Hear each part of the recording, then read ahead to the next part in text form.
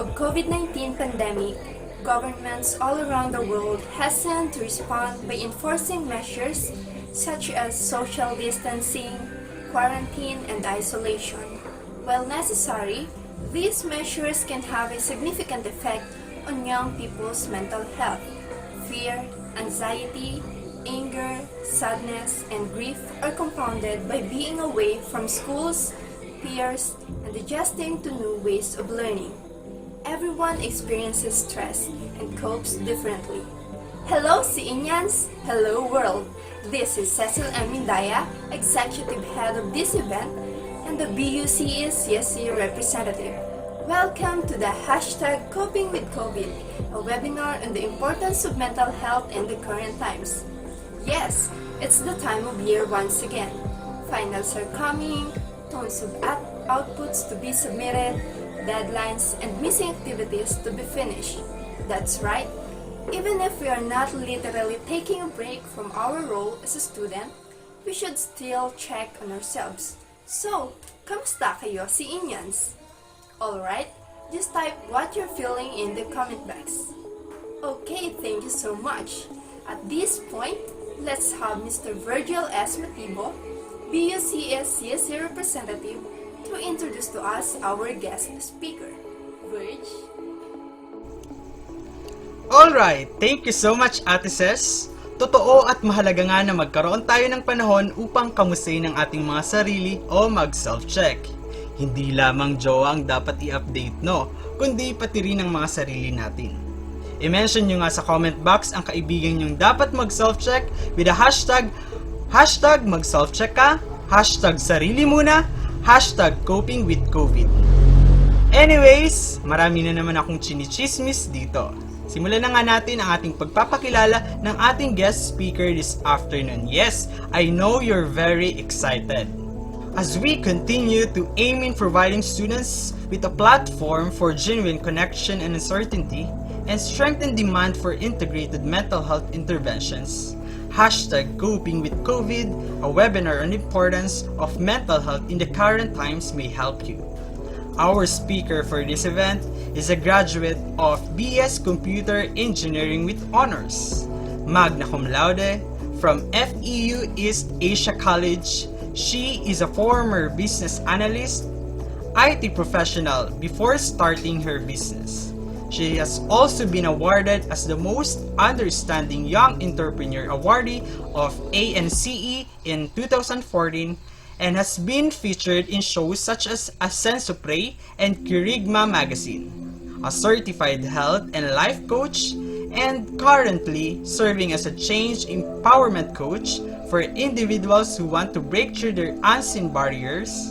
Ladies and gentlemen, Miss 𝗖𝗿𝗶𝘀𝘀.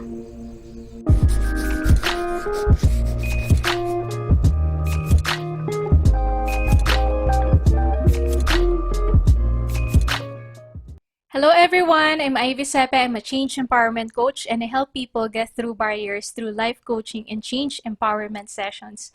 So, kumusta kayong lahat? Thank you so much, Bicol University College of Education, for inviting me here today because we will be talking about yung favorite topic ko, importance of mental health in the current time. So, kumusta kayo?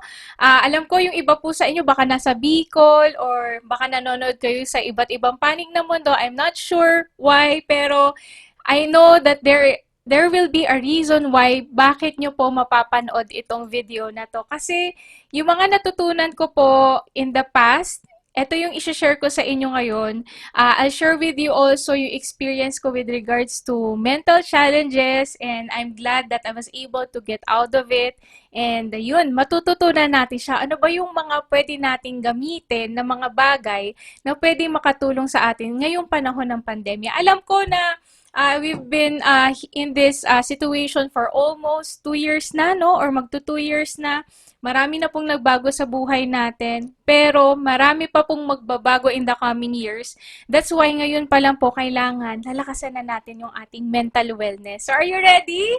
So, type yes sa ating comment section kung ready na kayo kasi ready na rin po ako to share with you this thing. So magandang hapon, magandang umaga, magandang gabi sa inyong lahat. Kung may mga teachers po na nandito, professors, and of course, mga students natin, thank you so much for tuning in dito sa ating Importance of Mental Health in the Current Times. So, gusto ko munang tanungin kayo, nasaan kayo nung na-announce ang pandemic?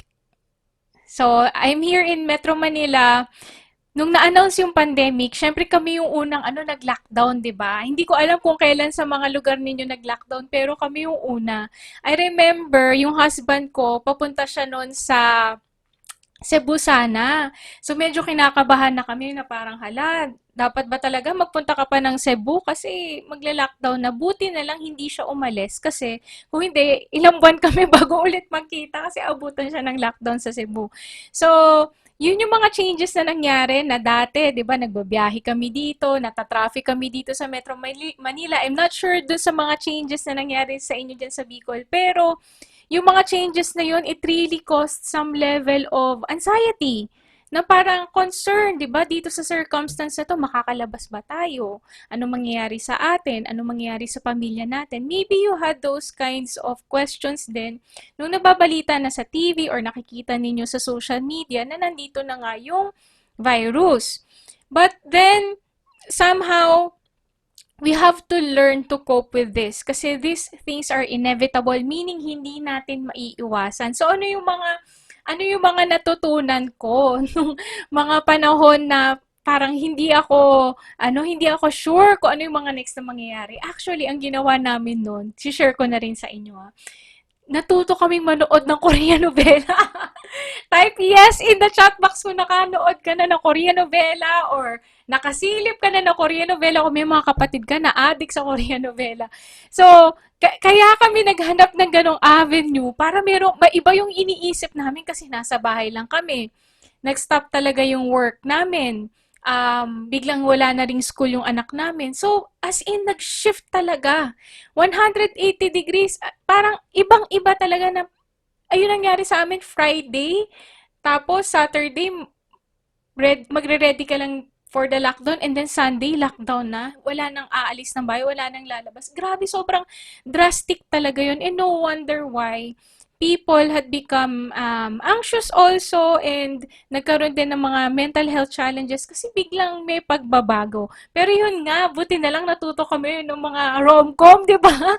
Naaliw tayo dyan sa mga rom-com na yan. So, chat nyo naman dito sa ating comment section. Ano yung mga, nasaan ka nung in-announce yung lockdown dyan, maybe dyan sa lugar nyo or maybe yung first lockdown dito sa Philippines at ano yung ginawa mo to cope? Alright? So, syempre, hindi naman pwedeng, forever ka nang manonood ng Korean novela. Kumbaga, parang pang mo lang yan, parang pang shift lang ng mindset mo siya. Pero, it should not be the lifestyle. Kumbaga, parang pang jumpstart lang ng next na mga gagawin natin sa buhay natin.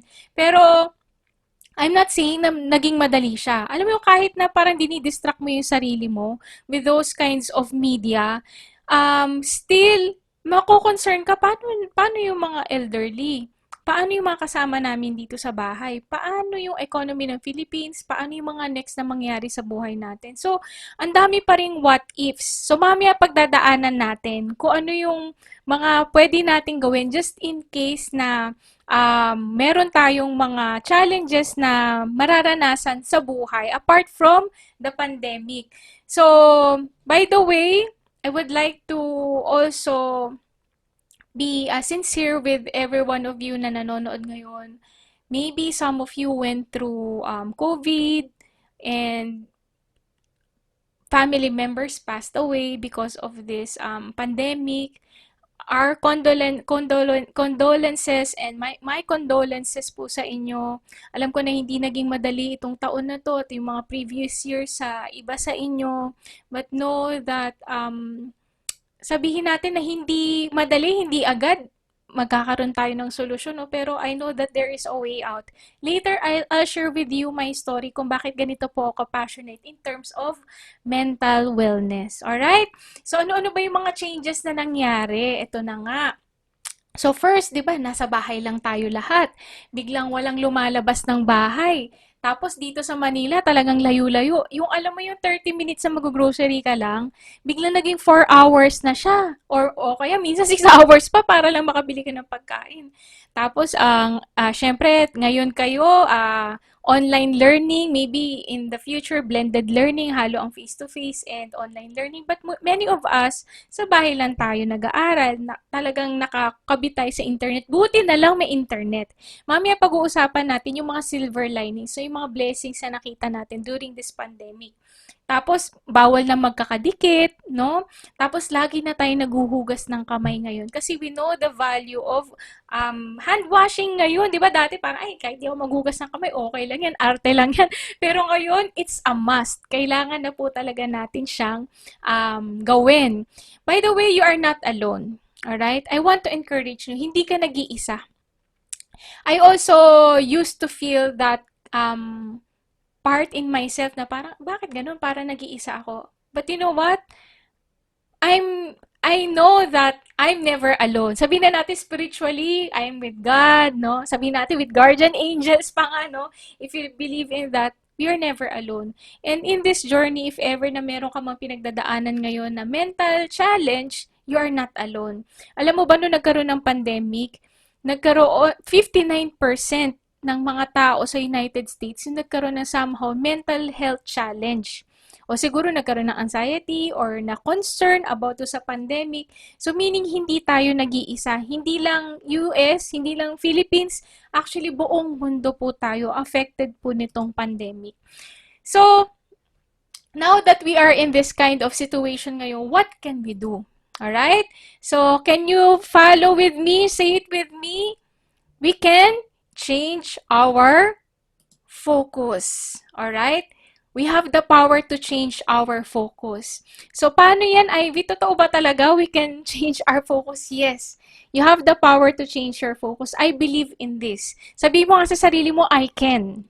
I can change my focus. I can. Alright? So, bakit ko ini-encourage kayo to change your focus? Because what you focus on grows. Kung ano yung lagi mong iniisip, yun yung nangyayari. And most of the time, yung iniisip natin, hindi lang siya nagmamanifest dito sa brain natin. Hindi lang siya nagmamanifest sa mind natin. Remember, mind, body, and spirit tayo. Kumbaga, hindi lang tayo katawan. Meron pa tayong ibang mga aspects ng katawan natin. Multidimensional tayo. No? So, ano ibig ko sabihin dito? For example, ito na lang. Sabihin na lang natin, knock on wood, di ba? Hindi naman mangyari. For example, bumagsak sa isang subject. So, nakikita nyo ba itong picture na to? What do you think yung nararamdaman niya? Malungkot. Di ba? O kaya, sabihin natin, may heartbreak. Malungkot tayo. So, kung ano yung iniisip natin, yun yung nagmamanifest din sa katawan natin physiologically. Alright? So, what do you think this one? Ano kaya iniisip niya? Di ba? So, type niyo sa comment section, ano kaya iniisip nitong girl na to? And baka crush na siya ng crush niya. Yes! Di ba?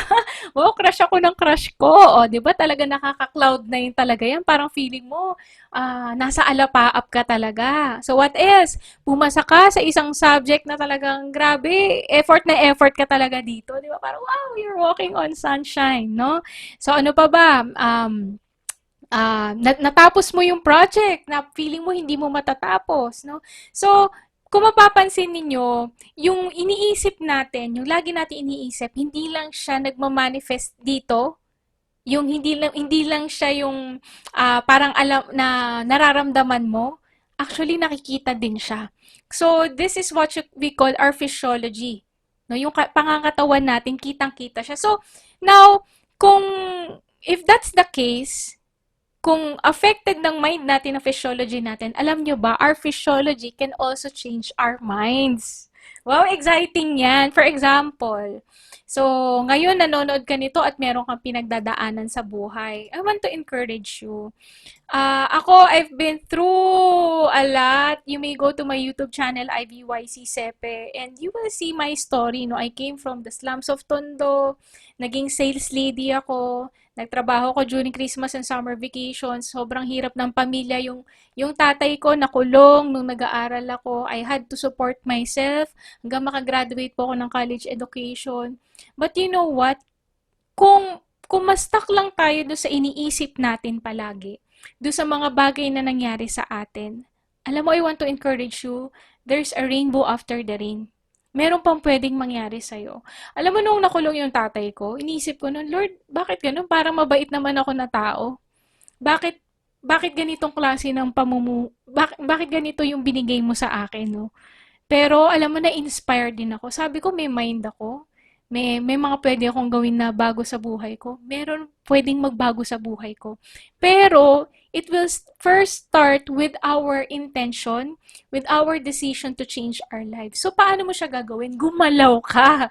So, kung meron kayong mga kasama dito sa meeting na to, sa live na to, kalubitin mo kunwari, may friend ka na kasama mo dyan. Hoy, gumalaw ka kasi, friend! O type nyo dyan sa comment section.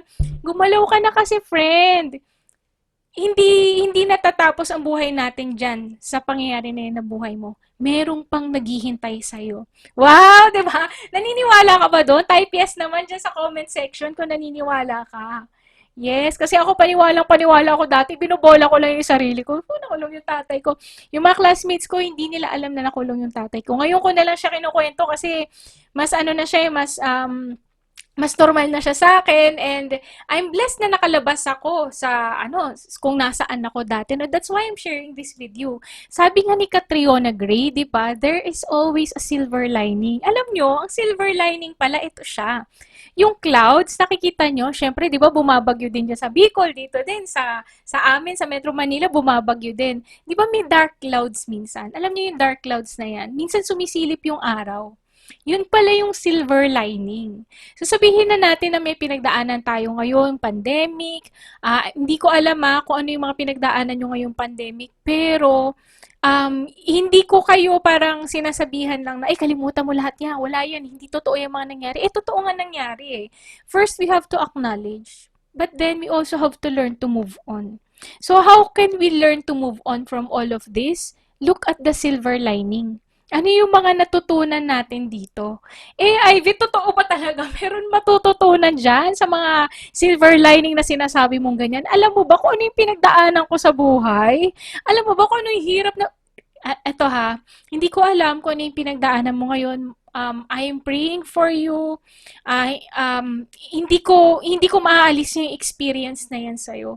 But I would like to ask you, and also ask yourself, what am I learning from this? Ano yung natutunan ko dito sa experience na to? Nung ba nangyari yan sa'yo? Ito, I'm just thinking out loud, Nung nangyari ba yan sa'yo, natuto ka bang maging leader ng family mo? Natuto ka ba maging resourceful?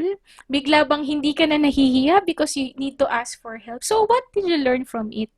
Kasi somehow, kahit nasabihin natin na ano nangyari siya, Lord, sinisisi kasi kita, nagsiserve ako sa'yo, or hindi ko alam, or nag-aaral ako na maigi, bakit ganito yung klase ng buhay na binigay mo sa akin? Pero nangyari siya. So, take things one step at a time, one day at a time. So, kapag kami hinaharap kayo ng mga pagsubok ngayon, pwede tayong magpatulong. Tingnan din natin yung mga bagay na tinuturo sa atin ng experience na to. Alright? So, type yes in the chat box kung excited ka nang matuto sa mga na-experience mo. Yes! Kasi ako, ang dami ko pong natutunan. That's why I am here in front of you guys. Naishishare ko to sa inyo ngayon kasi may pinagdaanan po tayo at nalagpasan natin with the help of God. So now, ano ba yung mga silver lining? Maybe this is not true for you, but it is true for many people in the world, no? Number one, yung nagkaroon ng family time, for example, sa amin na lang, since yung business namin, kailangan namin pumunta ng Makati. So, syempre, bawal bumiyahe dito sa Metro Manila, diba? So, since wala kaming choice, nasa bahay kami all the time. So we are with the family, and then with the family yan, Although isa pa lang po yung anak namin, no? Sample picture lang yan. Next, ayan, syempre mas naging flexible ang learnings nyo, no? Kami naman, dati enrolled sa school yung anak namin, ngayon homeschooled na siya. Mas naging flexible pa. Dati grabe ang haba ng pila sa doctors, but now meron ng mga teleconsultations. Magzo-zoom ka na lang or magme-messenger ka na lang, tatawagan ka na ng doktor o hihintayin mo na lang yung tawag ng doktor. And maybe yung iba sa inyo, yung mga magulang nyo or kayo mismo, kung may part-time work kayo or sa mga teachers po natin na nandito ngayon, di ba mas nagkaroon po tayo ng chance na makapagtrabaho sa bahay, mas ma-mesh po yung trabaho natin with our personal lives. Although yung sinasabi ng iba, parang mas dumami daw yung trabaho, no? Pero yung nawala dun kasi hindi ka na bumabiyahe, hindi ka na nata-traffic, hindi ka na nauusukan. So, we can still see the silver lining in all of this. So, type nyo naman sa comment section. Ano yung mga silver lining na natutunan nyo? Ano yung mga nakuha ninyo? Diba? From this pandemic, no in-announce yung pandemic, no nagkaroon kayo ng mga challenges sa bahay nyo na hindi ko po alam, share with us in the comment section. Now, ito yung natutunan ko na hindi ko talaga magets dati. Kasi parang feeling ko kasi gusto ko okay lahat, perfect lahat, parang perfectionist ako, no? Gusto ko wala akong makikitang mali, gusto ko perfect lahat ng mga work ko, gusto ko perfect yung grades, no? Lahat, no? But then I learned that there is also what we call the area of control, zone of control. Meaning, ito yung mga bagay na meron tayong control. Pwede tayong mag-decide na, okay, ito yung magiging outcome. Mag-e-effort lang ako, ito yung magiging outcome. Example, individual presentation sa inyong mga school, di ba? Kapag individual presentation, that on the day of the presentation or on the day na ipe-present mo yung project mo, you know in yourself kung nag-effort ka ba talaga. So, type mo na sa chat box mo, sabi mo, yes, sa comment section, yes, nag-effort po talaga ako. So, ngayon, kung alam mo na nag-effort ka, syempre, mag-expect ka ng magandang grade.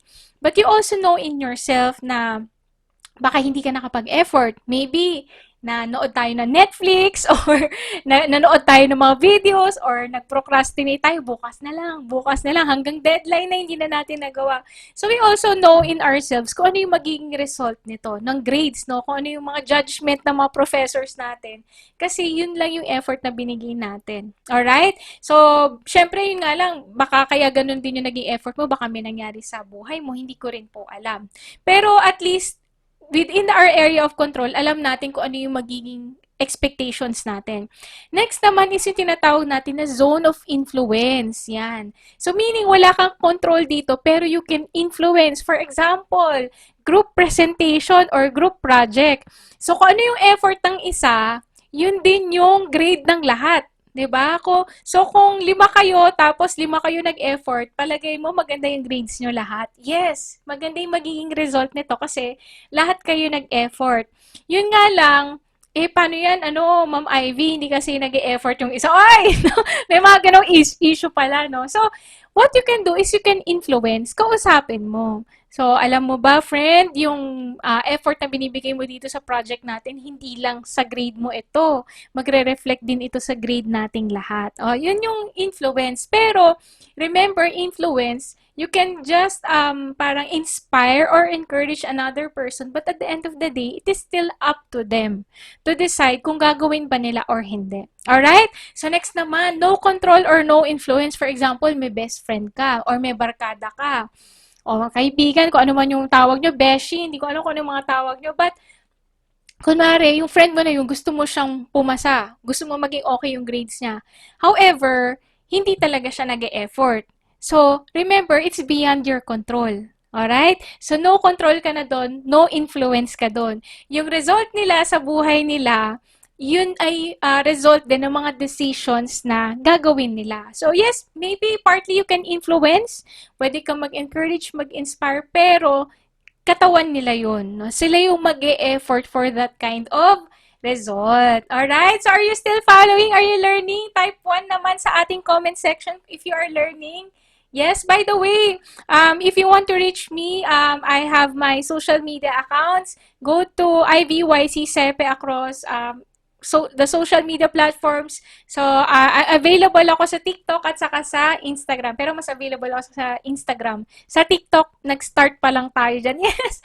So, at least baka may mga ma-share ako na insights sa inyo na pwede nyo magamit sa buhay ninyo. So, ito, explain natin. You have the power to react to different situations. Alright? So, choose wisely. So, what do I mean by this? For example, zone of control, grades mo. So, check yourself, nag-effort ka ba talaga? Are you taking responsibility dun sa result na gusto mo magkaroon sa school? And are you learning from the outcomes, good and bad? For example, hindi naging okay yung grades mo. So, what can you do better? So, minsan kasi, ako grade conscious ako. I5! So, type 1, dyan naman sa comment section kung ikaw ay grade conscious. Ako, sobrang grade conscious ako. Na parang gusto ko maayos yung grades ko. But then, habang tumatanda ako, na-realize ko, as long as I've given my best, yun na talaga yung best effort ko. Kung meron akong isang pagkakamali or meron hindi na-achieve, I can learn from it. What can I do better next time? Alright? Next naman, zone of influence. So, yan na yung mga friendships, no? Mga connections, establishing psychological safety or yung tinatawag natin ng mga healthy boundaries. Saying yes or no, negotiate and persuade. O, group project natin to, pag-usapan nyo as a group, ano yung magiging result nito kapag pinag-igtingan natin or pinag-igihan natin yung trabaho natin. Collectively own outcome. So, kung group effort yan, again, so, yung effort ng isa, yung excellence ng isa, excellence ang result din do sa grade ninyo. So next naman, zone of concern. For example, balik tayo sa pandemic. So since the pandemic is inevitable, hindi talaga siya maiwasan, 'di ba? Parang sabihin ba natin sa borders, no, ng airport, walang papasok na coronavirus, no? Tapos na-realize natin airborne din pala siya. So baka nadadala din pala ng hangin. So these things, it is beyond our control. It is beyond our zone of concern. Pero we have to acknowledge our fear. So sabihin natin, I feel fearful about this virus.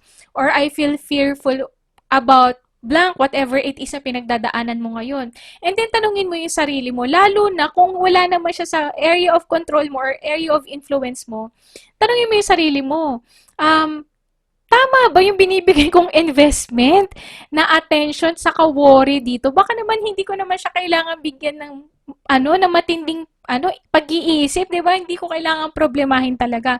So, eto guys ladies and gentlemen, so meaning Ma'am Ivy or Ivy, hindi dapat namin pinoproblema ang pandemic. I'm not saying that. What I'm saying is sabihin natin, yes, pandemic, okay. Yung pagpasok ng pandemic, it's out of our concern, meaning hindi natin mapipigilan yan. Pero ano yung may influence natin? Number one, eto, example, kung pandemic, yung zone of influence mo, maybe you can encourage your family members and friends na mag-hand washing. Or maligo kung galing sa labas. Or kung naniniwala kayo sa vaccine, magpa-vaccine. Yun yung influence. Zone of control mo naman ikaw. So, minsan, di ba, parang meron ka mga in-encourage, o gawin mo to, gawin mo yan. Pero di ba, hindi nila ginagawa ng iba. Remember, it's up to the person kung gagawin nila yan o hindi. But what you can have control over 100% is within your zone of control. Sa sarili mo.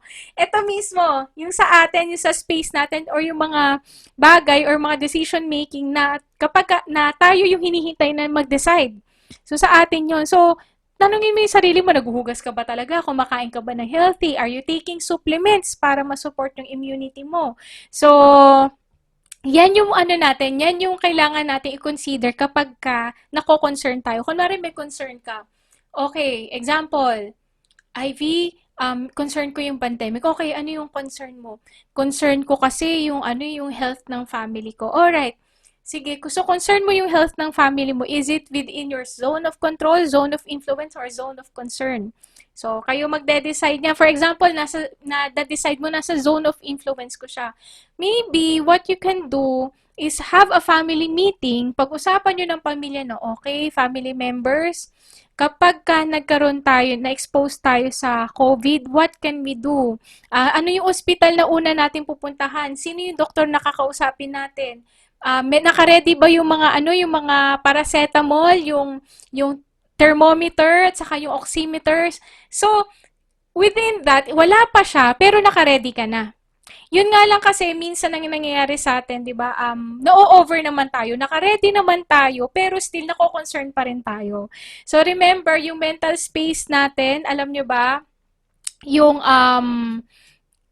yung brain power natin, kapag ka lagi siya nag-worry, nagko-concern, meron siyang effect do sa mga hormones na tinatawag at pwedeng bumaba yung immunity natin, yung immune system natin. So yes, nag-prepare tayo, pero kapag overly concerned din tayo, it could also have an effect sa ating physiology, sa ating hormones, sa ating health. So what I'll suggest is take things one step at a time. Alright? So ano yung one step at a time? Okay, na-prepare ko na to. Pag dumating, alam ko naka-ready kami kung ano yung mga next na gagawin namin sa pamilya namin, sa buhay namin. Saka ako magde-decide. Tapos, focus ka na doon sa ibang areas ng buhay mo, katulad ng pag-aaral or yung iba pang mga priorities mo sa buhay. Alright? So, ngayon, type in the chat box, ano naman yung ma-share mo sa amin na natutunan mo from this circumstance. Yan. Type nyo naman sa comment section para naman makita natin at ma-inspire ang bawat isa sa atin. Alright? So, grabe, no? Grabe itong mga taga Bicol University College of Education. So, thank you so much, Cecil, for inviting me. I know she heard me from track, sa event na track like 3 weeks ago. Yes, yung shinare ko din doon was about mental wellness. So, thank you so much, Cecil and the team. Talagang gustong-gusto ko mag-share about these things. Bakit? So, I would like to share with you the IV in the past. So, a little background about myself. So, type nyo naman sa chat box. Palagay nyo, ano kayang iniisip ko dito? Or sa comment section pala. 'Di ba? Ano kaya yung sinasabi ng physiology ko na yan? Problemado, no? Worried. Yan. Madaming iniisip. Concerned sa buhay. So this was the time, and it's all in the past, that I had anxiety and depression. And I came to the point na nasa kama lang ako for several years at pinapaliguan ako ng asawa ko. Grabe, no? From someone na nakalabas ng kahirapan or naka-breakthrough sa college education, gumraduate ng magna cum laude, naging successful, naging sabihin natin in the world standard, naging successful, but then I had these kinds of concerns in the past, and it's all in the past. So why? Bakit ako umabot dito sa point na to? It's because of the habits, which I already shared. Maybe some of you already heard my story. Pero for the benefit of the College of Education of Bicol University, i-share ko po sa inyo. Alright? So, ngayon, if habits led me here, habits also led me here. Wow, glow up, di ba? Literal na glow up picture. So, yung nakita nyo kanina, that was in 2013 to 2018. So, 2018 to 2021 naman tong glow up picture. And eto na ako ngayon. Praise God! Di ba? Buhay na buhay tayo. So, ano nangyari sa atin? Mamaya, i-share ko po sa inyo. So, kung makikita nyo yung physiology, that's why shinare ko sa inyo kanina, di ba? So, yung itsura pa lang natin, the way we carry ourselves, dun pa lang makikita na natin, or somehow magkakaroon na tayo na idea kung ano yung nangyari ba talaga sa mental health natin. So, that's why I would like to share with you yung pagkakaroon ng good habits. So, if you want to be successful in life, if you want to have mental toughness o mental wellness, no, or yung grit na tinatawag, no, we have to have good habits. Bakit? Kumbaga sa bahay, ito yung foundation natin. Kung gusto natin na magkaroon ng malaking bahay, kailangan malalim din yung foundation natin. Yung matataas na building, meron silang malalalim na foundation. And when it comes to mental wellness, those are the habits. Alright? So, ano ba yung mga habits? Yan. So, a habit is a routine of behavior that is repeated regularly and tends to occur subconsciously. So, what do I mean by this? Ito daw yung mga habits na hindi mo iniisip pero nagagawa mo siya. For example, sino dito yung nagtutoothbrush tapos iniisip mo pa ba yung left, right naman, bubuka ko yung bibig ko. Di ba hindi mo nang iniisip yon? But because our parents taught us to brush our teeth, or yung kung sino man yung nag-alaga sa inyo nung bata kayo, dala-dala mo na yung habit na yun pagtanda mo. And that's the reason why we also have to ask ourselves, yung mga habit ba na meron ako ngayon, is it bringing me to mental wellness or mental disaster? So ako, mamaya share ko sa inyo ano yung mga mental disaster ko dati, no? And it's all in the past, no?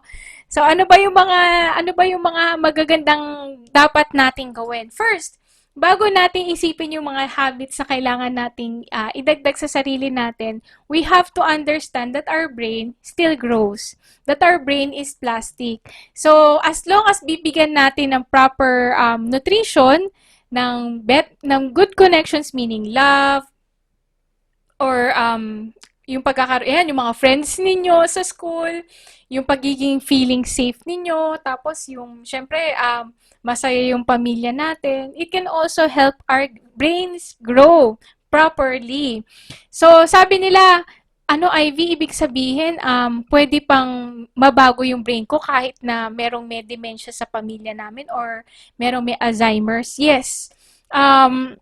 Alam nyo po, yung brain natin, you can turn off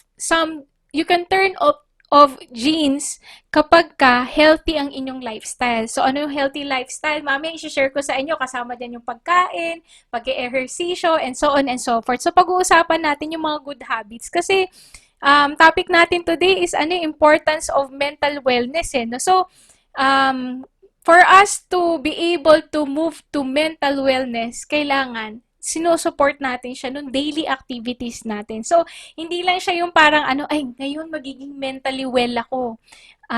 Iisipin lang natin na maging mentally well tayo. Dapat may support din siya ng katawan natin.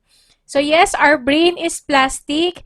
So, yan yung mga nagfa-fire sa brain natin. Alam niyo yung sa factories, no, ng plastic, 'di ba? Parang meron silang mga molde.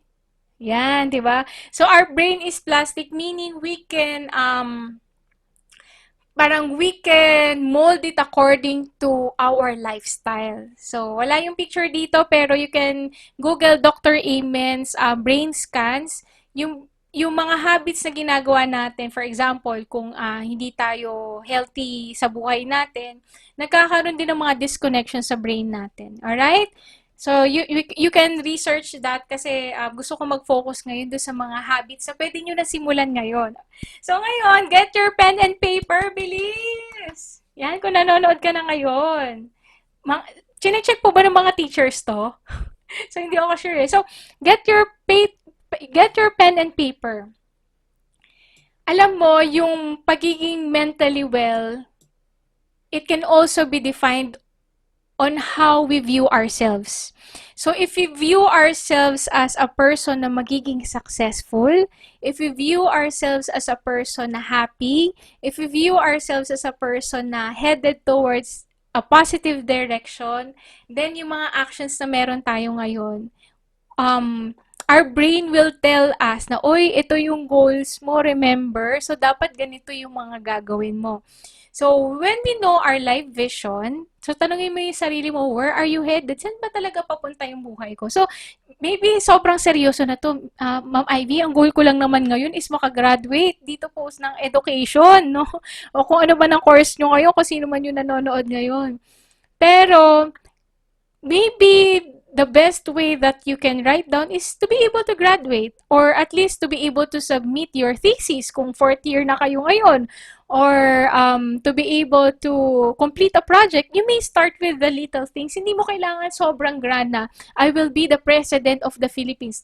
Kung may ganun kang dream, okay, go lang din, di ba? Pero kung wala pa masyadong far-fetched na goals, start with the basics muna. So where are you headed? Graduation ba yan? So, write it down ngayon. So, habang kinakausap ko kayo ngayon, isulat nyo na. Lahat ng maisip nyo, sky is the limit. Bakit? Kasi baka mamaya ako na lang babalikan to pagkatapos kong panoorin. Sayang. Alam nyo, iba yung energy kapag magkakasabay tayong gagawin to. So, type in the comment section kung ready ka na. Sabi mo, yes, I'm writing it down. Yes, yes, yes. Yan. So, sinusulat mo na ba talaga? O, tinitingnan ko ha. Sige nga, tingnan natin. Oh, yeah. Oh, good! So, Good, 'di ba? Na sinusulat mo siya. So, yung mga sinusulat mo, mamayang gabi, dagdagan mo pa siya. Alam ko na-excite ka na ngayon. Ay, grabe. Ito pala yung mga pangarap ko sa buhay. So, syempre, it doesn't just end with you writing them down. You also have to put visual reminders. For example, pwede kang gumawa ng mag-cut ka ng mga pictures tapos lagay mo graduation, 'di ba yung graduation cup, no? Tapos nakatoga ka, lagay mo yung picture mo doon. O, tapos lagay mo yung diyan sa ano, ito yung reminder mo o kaya meron kang project, no? Na gusto mong tapusin. Yan. Wag lang yung mga crush natin. O lalagay mo yung picture ng crush mo. Sana maging crush din ako. Hindi pwede yun, no? So may free will po tayong tinatawag. So ang ilalagay nyo doon sa reminders nyo, yung mga within your control, remember.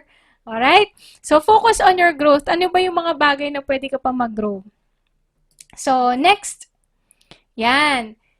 Now, siguro dumating ka dito sa seminar na to, sa webinar na to, na meron ka mga iniisip, no? Ang dami mong iniisip, Ivy. Ang dami ko iniisip talaga ngayon eh. Nako-concern ako eh. Okay lang ba habang nandito kayo ngayon, habang ginagawa natin itong mga activities na to, stop mo muna ulit yung social media, mag-focus ka talaga dito, gawin mo yung mga activities na sinasabi ko sa'yo kasi it is not for me, it is for you.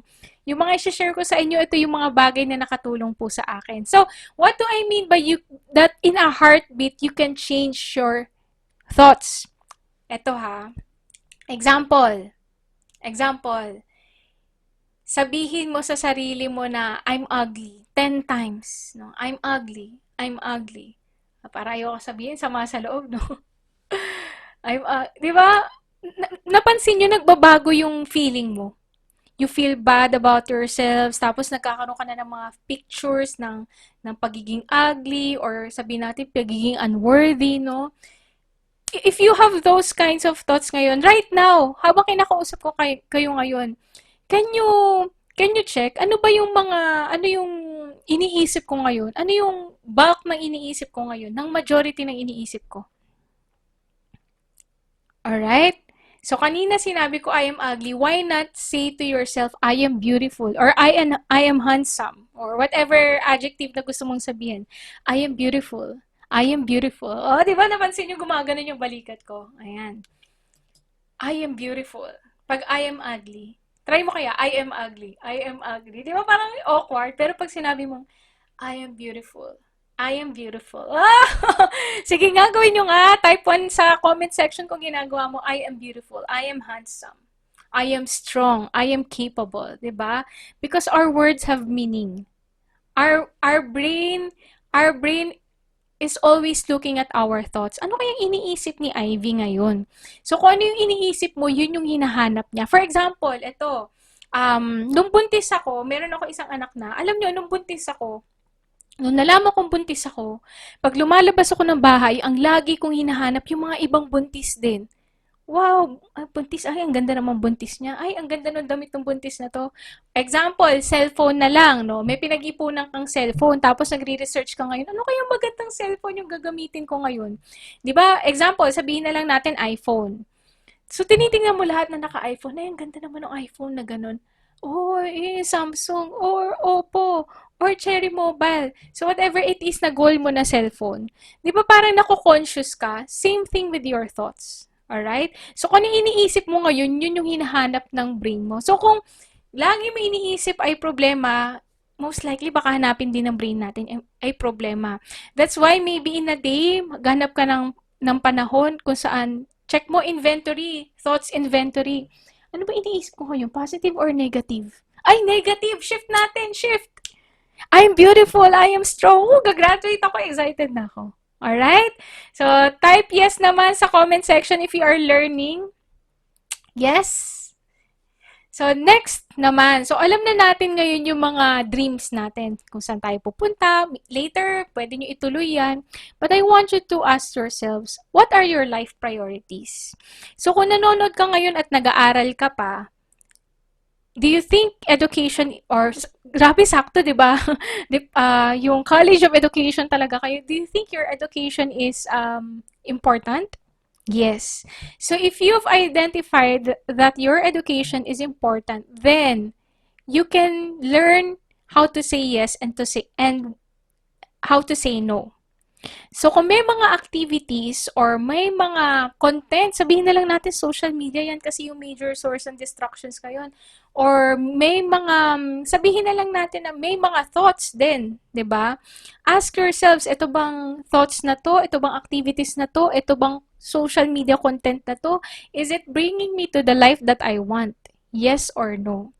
So, if it's not bringing you to the life that you want, and then cut it out. So, kung meron tayong to-do list, dapat meron din tayong not to-do list, di ba? Ito yung mga bagay na hindi ko gagawin. Alright? Kasi alam ko, sa panahon natin ngayon, no, parang andali na lang, mag-check, yung parang oras mo sana sa pag-aaral mo, nalagay mo na lang sa social media mo. So, what you can do is you can block your time.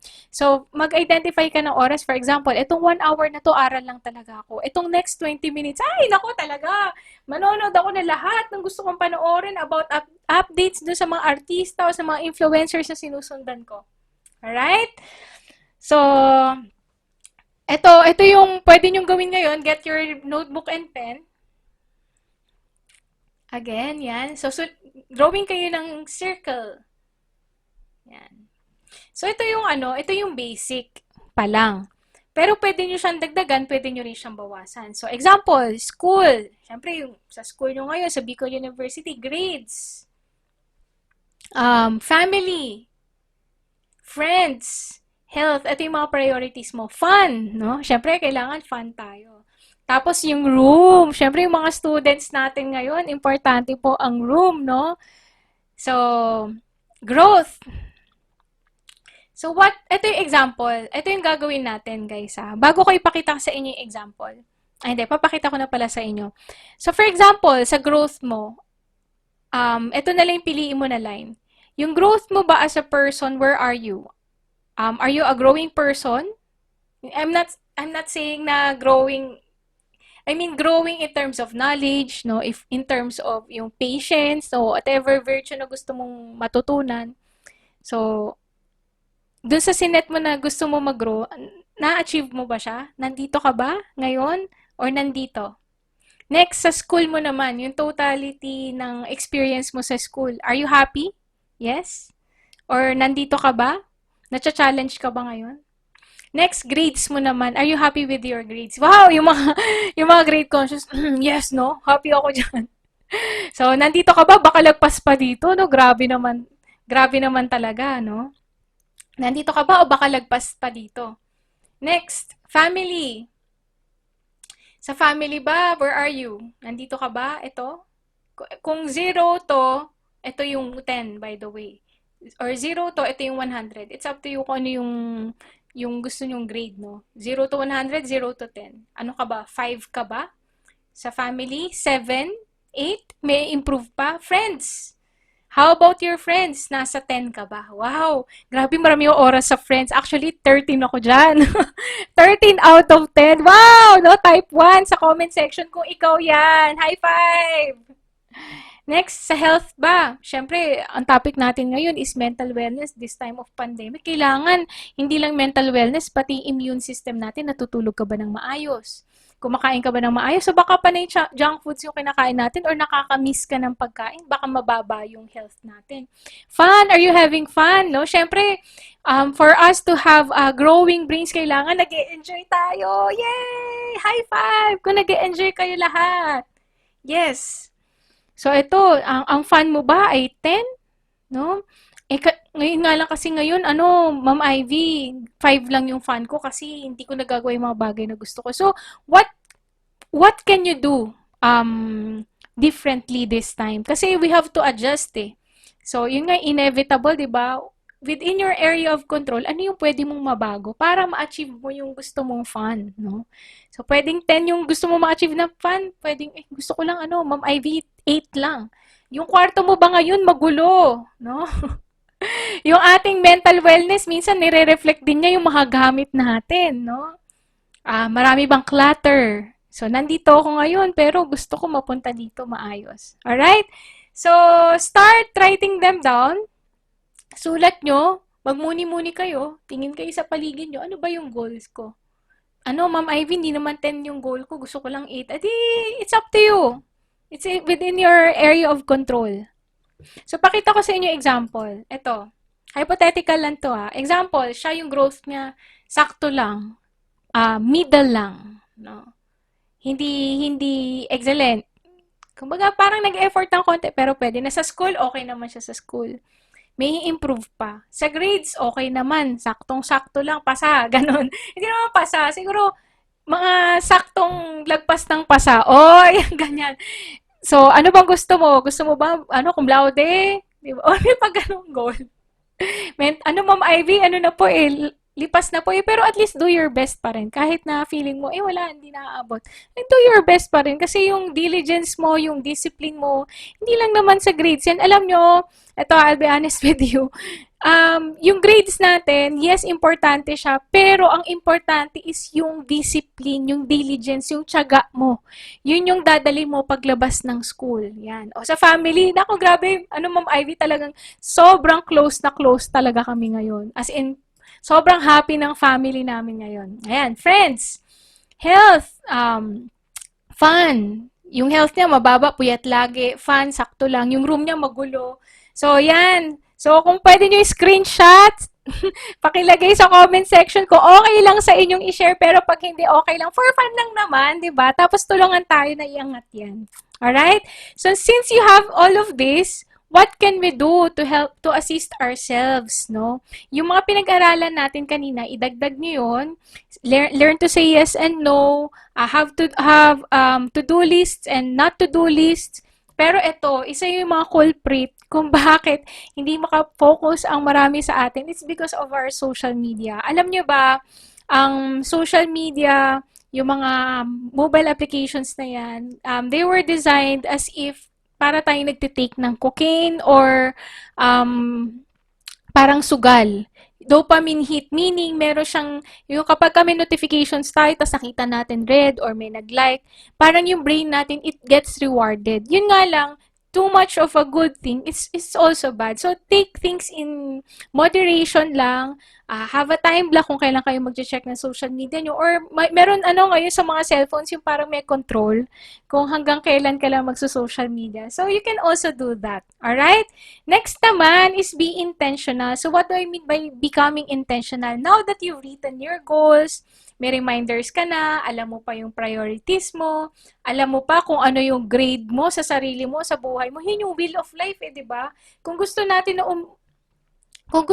na umaandar yung buhay natin ng maayos, parang gulong yun ng buhay.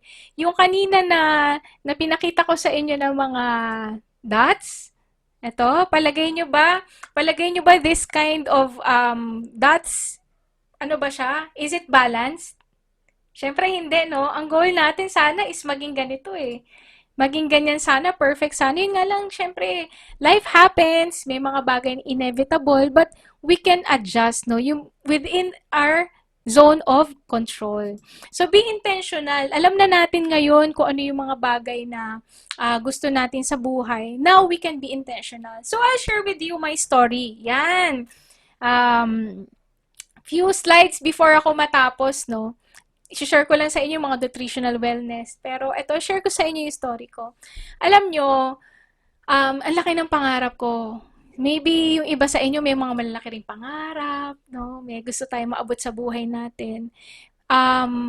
Sabihin natin sobrang naging workaholic talaga ako. Tapos hindi ko alam yung boundaries ko. I didn't know when to say yes and when to say no. Tapos puyat ako, hindi ako kumakain on time. Negative yung mga iniisip ko, warrior. So, I came to a point in my life na hindi ako nakaka-function na maayos. Imagine someone na parang go-getter, go-go-go leader to someone na pinapaliguan ng asawa. Alam niyo, dumating ako sa point na lalabas lang ako ng bahay kasi pupunta ako sa clinic. Pupunta ako sa doktor, magpapatest ako. Tapos yung sinasakyan ko, naka-recline. Naka-recline yung kotse, no? Yung upuan ng kotse. Kasi hindi ko kaya na nakaupo. That's why, habang kausap ko kayo ngayon, this is actually a huge blessing for me. na nagagawa ko lahat ng to. And I'm happily serving, no? Pay it forward. Yung mga natutunan nyo dito, you may share it with your family and friends kasi it helped me a lot. So from someone na nakahiga lagi sa kama, nanganak ako, tapos ang nagagawa ko lang sa anak ko, pinapadedi ko lang siya. Hindi ko siya napaliguan. As in, hindi ko napaliguan yung anak ko. Pero, ito yan, that's why I was telling you about intentionality. Why will you be intentional? Bakit nyo idadagdag pa tong mga to sa buhay nyo? Bakit nyo aayusin yung mental wellness niyo? Para saan? So, hindi ko alam kung ano yung mga pinagdaanan nyo sa buhay, but trust me, God has plans for you. Because God had great plans for me. So, akala ko nung mga time na yon, yung kaninang picture na pinakita ko sa inyo, yung parang nag-worry ako. It was actually a video taken by my husband kasi feeling niya last days ko na. Feeling ko parang binibidyohan niya ako noon kasi parang wala na eh. Hindi ko na alam kung ano yung mga next na mangyayari.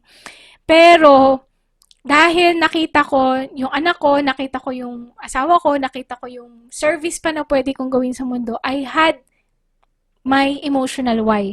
I had my deep whys. Para kay nino ka bumabangon? Ikaw, para kay nino ka babangon? Para kay nino mo gagawin ang lahat ng to? So, be intentional. What did I do? So, I started doing the things that I taught you. Kung ano yung mga tinuro ko sa inyo, same. Yan lang din yung ginawa ko as in. Pero I was so deliberate na ginawa ko, ni-imagine ko na naglalakad ako sa labas, na kumakausap ako ng ibang tao apart from my husband and relatives. Lumalabas ako, tapos, ini-imagine ko yon, tapos ang gagawin ko, lalakad ako, magpa-practice ako. So, you know what? I just started with 5 minutes. 5 minutes lang. Tapos, nung nagagawa ko na yung 5 minutes, tinitingnan ko yung sarili ko, kaya ko pa ba? Pag hindi, rest ulit. And then, nadagdagan siya ng 10 minutes. Kaya ko pa ba? Lakad ng konti. Hanggang naging 15 minutes, hanggang naging 30 minutes. Nung dumating ako ng 30 minutes, sabi ko, Lord, may pag-asa. Magiging okay ako. Okay ako. Excited ako. Alam niyo, wala pa ako dito sa state na to, pero I'm already grateful and thankful to God. Kasi may 30 minutes ako na nakatayo. So what about you? What blessings can you count right now na meron ka? Na maaaring wala yung ibang tao. So type nyo naman sa comment section, I'm grateful for blank, I'm grateful for this, I'm grateful for, and so on and so forth, whatever it is that you are very grateful for. Hanggang dumating ako na alam nyo yung sobrang excited ako na nangyari sa akin. Nung lumabas ako ng bahay, now wala yung husband ko. Although, may sumundo sa akin. So, hindi ko kasama yung husband ko for ilang years. Parang crutch ko siya. Alam niyo yung saklay, parang crutch ko siya. Hindi ako makakalabas ng bahay nang wala siya. Pero ano nangyari yun, noong 2019, nakalabas ako nang ako lang mag-isa. Sabi ko, grabe, I'm on top of the world. Ang dami kong pwedeng gawin. So, ikaw, ano pa yung pwede mong gawin? Marami pa. Marami ka pang pwedeng gawin. So, that's being intentional. So, I already shared with you my story and I'm here with you. Nagkatotoo yung mga pinangarap ko lang ngayon. Yung pag-share, it's actually part of my plan, of my dream, no? So, pero syempre, hindi lang siya yung nag-positive thinking lang ako. Meron akong ginawang mga plano, nilagay ko yung mga reminder. Syempre, sinuport ko din yung aking health, no? So, first, kumain tayo ng gulay. So, type nyo naman sa chat box or sa comment section, sino ang dapat kumain ng gulay? Mga friends ninyo, bawasan natin ang ating mga sugar. No? Yung mga refined sugar natin, dessert. Yan. Look for good oil. So, kung gusto mo i-support yung mental health mo, it is great to take in fish oil. Just look for products that had gone through double distillation process kasi merong mga fish oil in the market na may be exposed na sa mercury or lead contamination since yung mga dagat natin contaminated na siya ng mga heavy metals na to, no? And yung mga heavy metals na yun, mga oil, no? Ano pa ba? Um, Avocados, yan. Kung napapanahon, ako talaga kumain ka ng avocado. It's very good for your brain because our brain is made up of fats. Nuts in moderation. Wag naman natin ubusin yung isang bag. Pero makakatulong yan sa brain natin. Yan, water intake, yung electrolytes po natin. Next, intermittent fasting. So, kung okay sa inyo na wag kumain for ilang oras muna, i-ano muna natin, ipahinga muna natin yung tiyan natin. Alam ko sa mga religious activities, meron din mga intermittent fasting. Pwede nyo po yung sabayan kasi it is very good for our digestive system. Supplements, yan. I can go on and on and on about supplementation, hours pa, no? Isa to sa mga ina-advocate ko, yung taking supplements, no? So, you may start with multivitamins, vitamins and minerals. Tapos yung fish oil na na-mention ko sa inyo kanina, if you are undergoing through some kind of mental health concerns, you may add in ashwagandha, 5-HTP, melatonin, GABA, and DHEA. So, bakit ko alam to mga to? Kasi yan po yung mga tinake ko dati. Alright? So, ngayon, meron akong melatonin supplement na tinitake para makatulog po ako ng mahimbing. Siyempre, supplementation po ito if you are taking in gamot, medications po, please work with your doctor, with your physician, para po ma-approve po nila kung okay po na mag-take kayo ng mga supplements na to. And of course, kung meron ka po mental health concern at may nakita ka sa TikTok or sa YouTube or nag-Google ka, sabi, ito daw yung i-take mo, please consult with your doctor po muna. So, I would suggest na look for a doctor na talagang who are resonating with your health goals, no? And please don't self-medicate. Wag lang dahil, ay, tinik kasi yun ng influencer na to eh. So, please makipagtrabaho po tayo sa mga doctor po kasi po sila po ang mas nakakaalam. And next naman po is itong lower your toxicity exposure. For example, sa mga bahay natin, minsan mas marami pa nga yung mga toxins natin sa bahay. For example, check nyo yung mga pants nyo. Baka meron yan yung mga tinatawag na chlorofluorocarbon, CFCs, no? Yan yung parang mga lining ng mga pants natin. O kaya, yung mga chemicals na ginagamit natin na cleaning materials, those are also exposure sa toxicities that can also affect our mental wellness. Alright? So, other things na pwede nyong gawin na idagdag sa habits ninyo. Kasi importante na alagaan natin ang ating mental wellness para makapag-decide tayo, makapag-isip tayo ng maayos kapag may problema na alam natin kung paano susolusyonan. Kailangan, meron din po tayong tulog, no? Hindi po pwedeng positive thinking lang. Hindi pwedeng, papasayahin lang natin yung sarili natin sa Netflix. Kailangan natutulog po tayo. Kasi po kapag natutulog po tayo, may mga processes sa brain na nangyayari lang po kapag natutulog tayo. O type 1 in the chat box kung aayusin na po ang tulog. Yes! Ayan, pakisabihan yung mga friends na kailangan matulog at wag muna mag-browse ng YouTube or ng TikTok.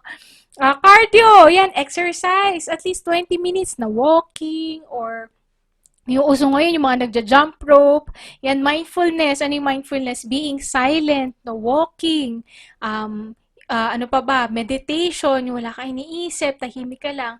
Merong mga meditation na pwede kayong tingnan sa YouTube that you can do para lang ma-clear yung mind mo.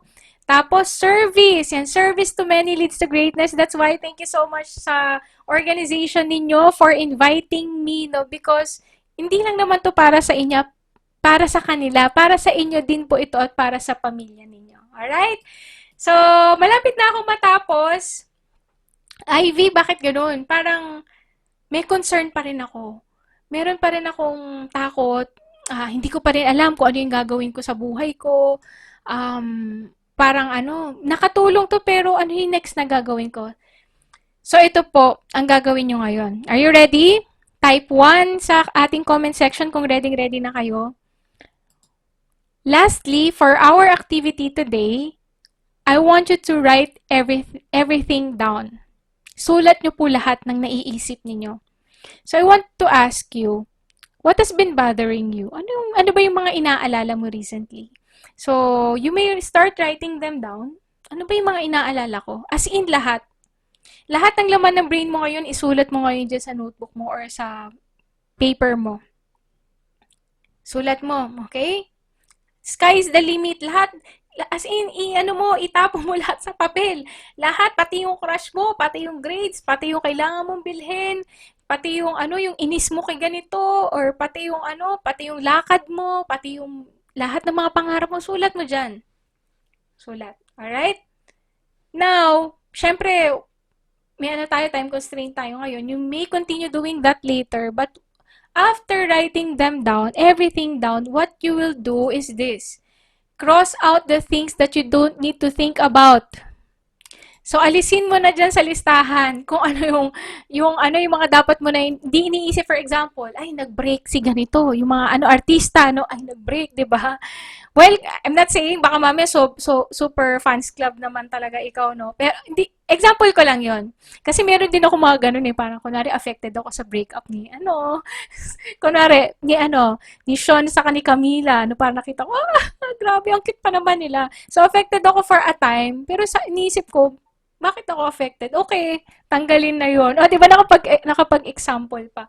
So, tanggalin nyo muna yung mga hindi nyo na dapat iniisip kasi nadadagdag yan sa mental space ninyo.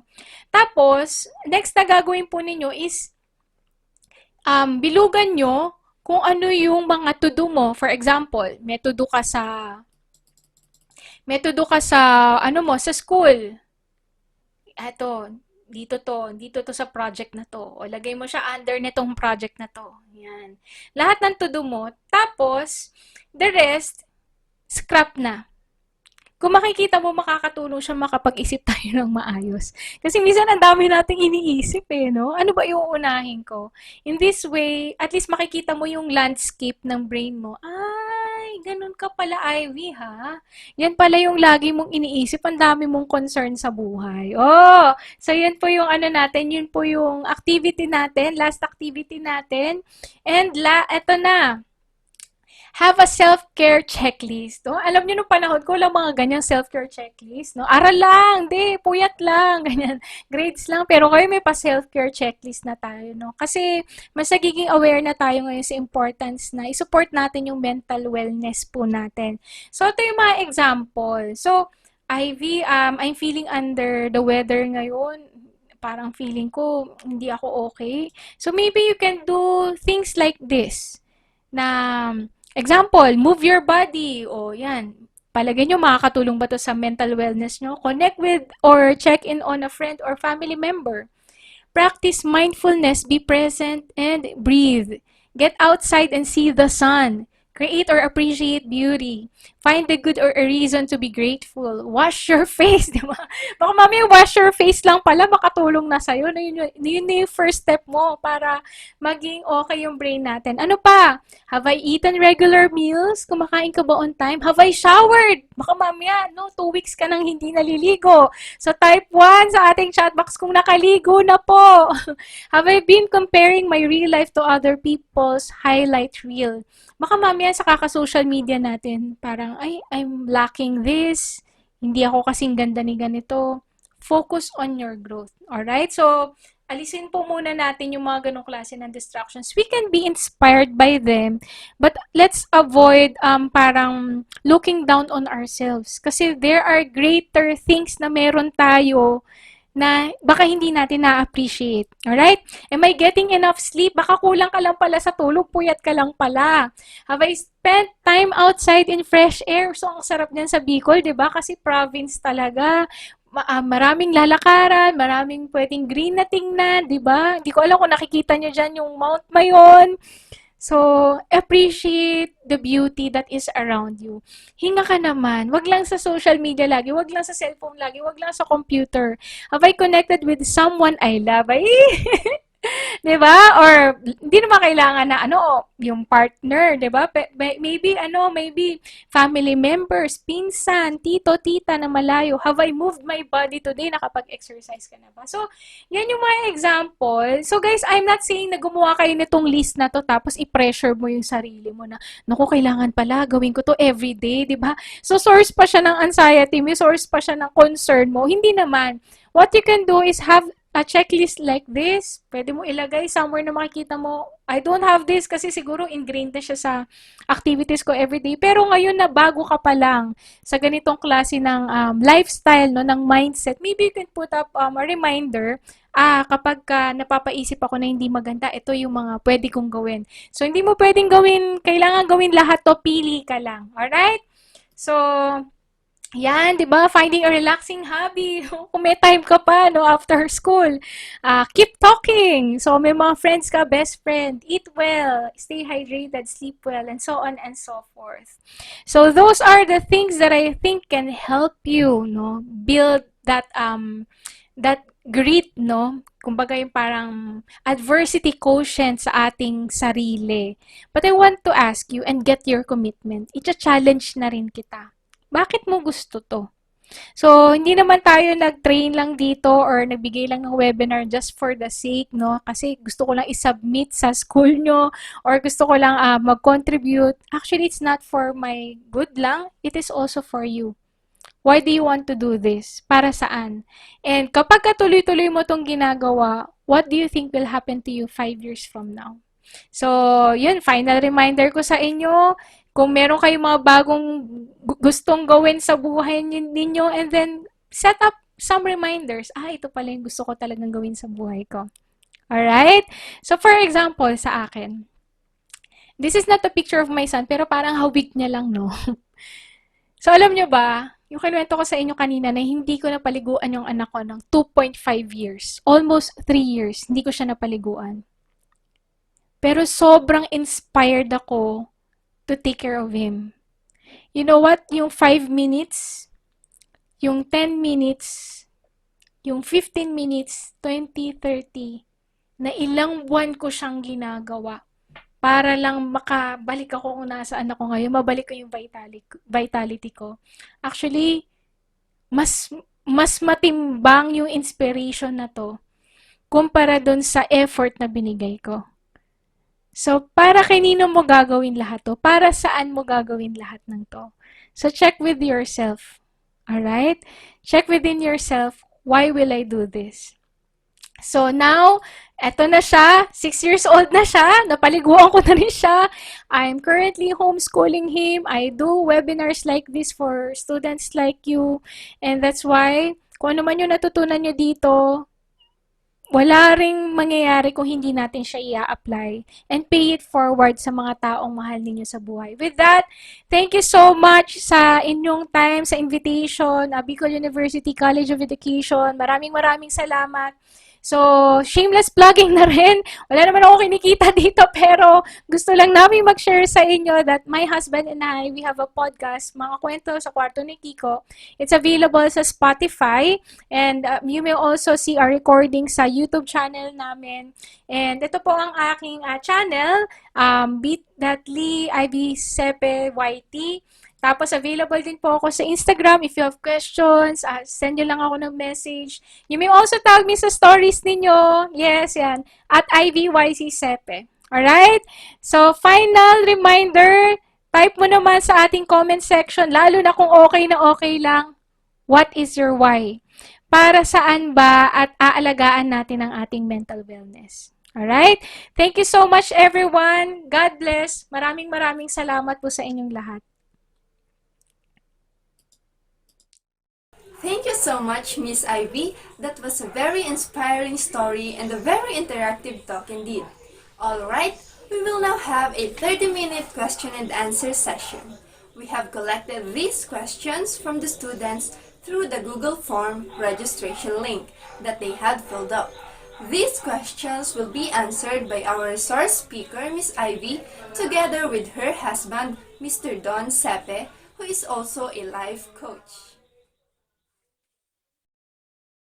Thank you so much, Bicol University, for inviting us. Actually, initially ako lang, pero kailangan ko ng help from my husband. This is my husband, Don, and I'm Ivy Sepe. So, actually, we have a podcast, Mga Kwento sa Kwarto ni Kiko.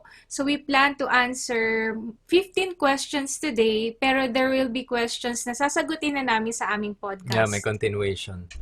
So, let's start. Are you ready? Yes! Type 1 or say yes. Yes. So our first question, my sister died last September 30. I'm now experiencing extreme grief and overwhelming sadness. How can I cope up and surpass this problem? It badly affects my mental health now. So, ako siguro, kami ni Don recently, we had a very close friend na, as in, barkada namin, ang tagal namin nakasama, and he passed College friend. away a month ago. Mhm. No, ano pa lang, siguro more than 40 days pa lang, 50 days pa lang. So, very recent din. So, first, we would like to say our condolences, extend our condolences sa'yo. Hindi ko, kasi ganito yan eh, it doesn't mean na nakaranas kami ng death sa family, sa friends. Parehas na tayo ng Yung ano, impact reception. sa buhay.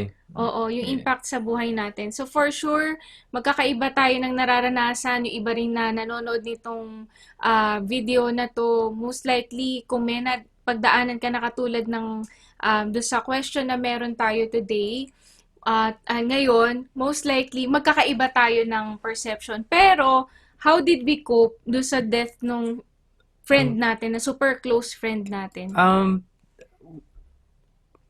Bigyan mo yung time yung sarili mo talaga ng time to grieve, and you have the right na ma-feel sad, kasi kami ganun din, umiyak din kami. No, kahit na masasabi kong I'm mentally strong, pero losing someone, walang madaling way para mag-cope up. It's a case-to-case basis. And I can imagine, no, lalo na kung kapatid mo siya, it's really going to be challenging. Pero right now, I think pinaka-importante rito is yun nga, i-accept that she's gone. Diba? Yung iba sinasabi, they're in a better place. And nire-remember na lang namin yung friend namin as someone na masayahin, matalino, and malaking pangarap. So yung the good times nakasama namin siya, gano'n namin siya inaalala. Para alam mo yun, mabawasan yung pain na naramdaman. And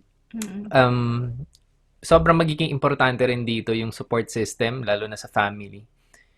Na meron kang may taong nakakaintindi sa'yo. Yung hayaan ka lang na magkwento or umiyak or mag-share about itong pinagdadaanan mo to na situation. And remember na ito ay pagdadaanan lang. So sabi nga, may narinig ako na we can never move on, pero we can move forward.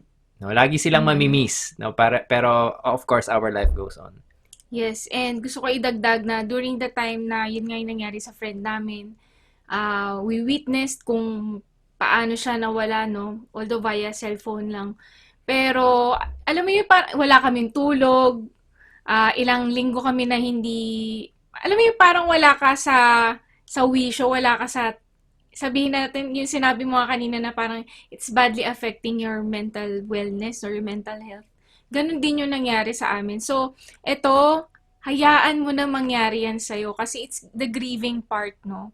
Hindi, people can't take away yung nararamdaman natin eh. You have to validate na, okay, pinagdadaanan ko to and acknowledge na kaya ko to pinagdadaanan. Siyempre, alam ko sa paraan pa lang ng tanong mo, alam ko mahal na mahal mo yung sister mo. Yun nga sabi ni Don, pagdaanan natin pero wag nating tambayan. So, what do I mean by wag nating tambayan? Alam mo, ang mindset namin, iniisip namin that we gained an angel, na itong friend namin na to, pwede kami magpa-pray sa kanya. Parang ganun yung iniisip namin. Pero, syempre, masakit pa rin eh, sa end natin na nag-grieve, no? Pero alam mo, just to give you hope, nung time na talagang parang tinatanong ko yung Diyos, bakit Lord? He's very young. Sobrang inspired kami sa mga pangarap niya kung paano niya Very tinulungan responsible yung sa family. pamilya niya. And ka-scholar namin siya, no? Mga SM Foundation scholars kami nung nag-aaral kami. So, matagal kami magkasama, more than 1 decade talaga.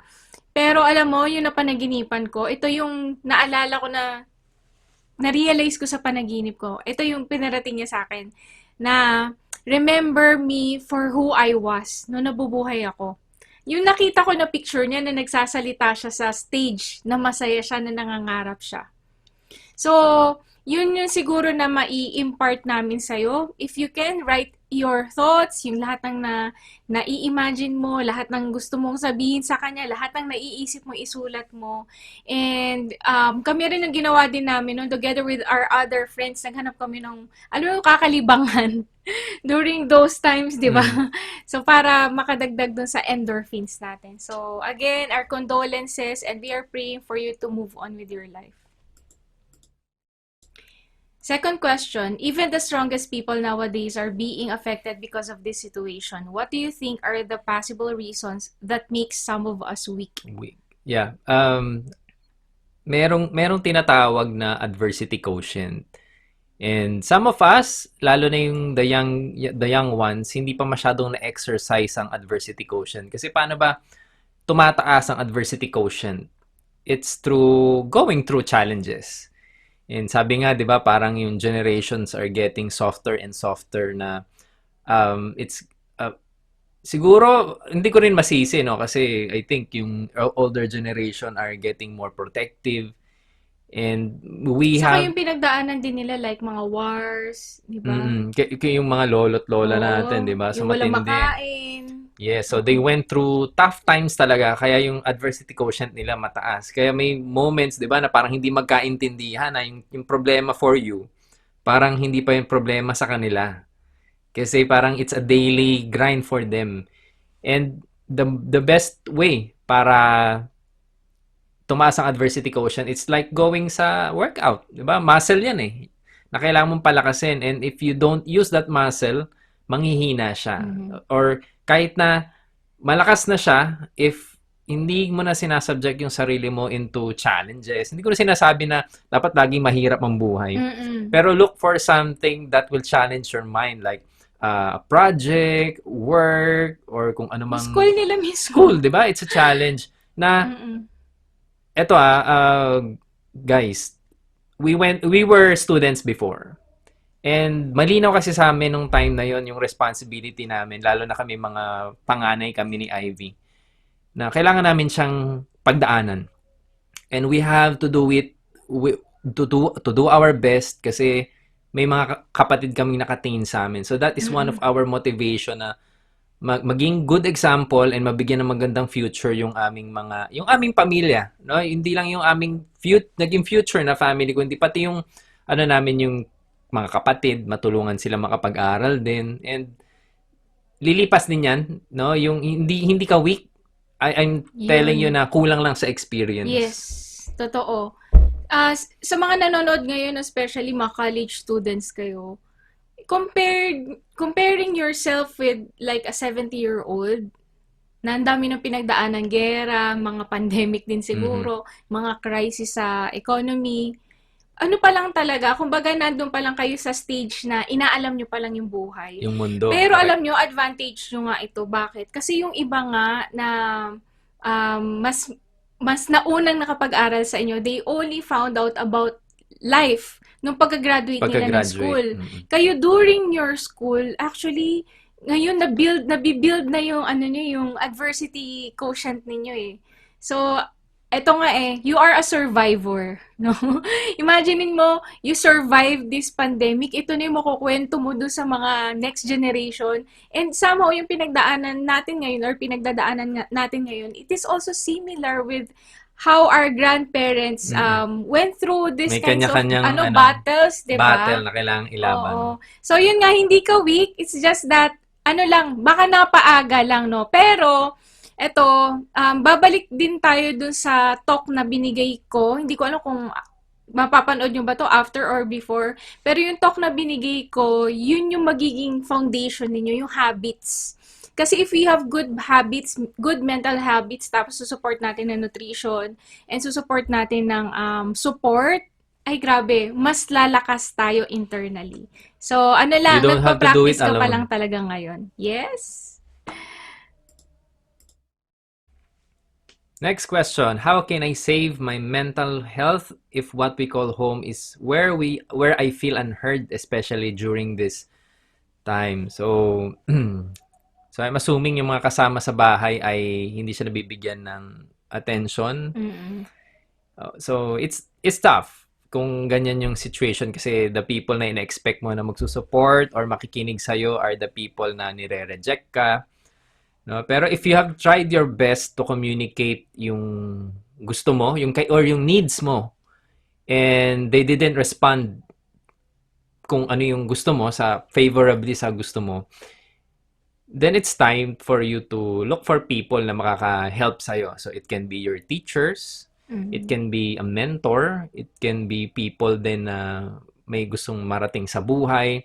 Basta pumili ng tamang peers. Dito pumapasok yung isa sa natutunan namin ni Influence. Ivy na love your family and friends, pero choose your peer group. Sino yung peer group? Ito yung mga taong they want you to become the best you. Okay? Hindi ito yung mga taong basta-basta lang na sasabihin yung gusto mong marinig. These are also the people na sometimes they have to push you for you to become better, to help you move, 'di ba, from out of your comfort zone. And importante na piliin tong circle na to kasi hindi lang to yung mga tao na they will say the good things to make you feel good. They also need to say the things that you need to hear to make your life better. So, if you can find this at home, 'di ba? Look for the group na gusto mong makabilong. So doon ka maghanap ng peer group na gusto nating maging kasama sa growth natin sa buhay. So, alam nyo, when I was growing up, I was also in an environment na sabihin natin hindi ganun ka-conducive for growth, no?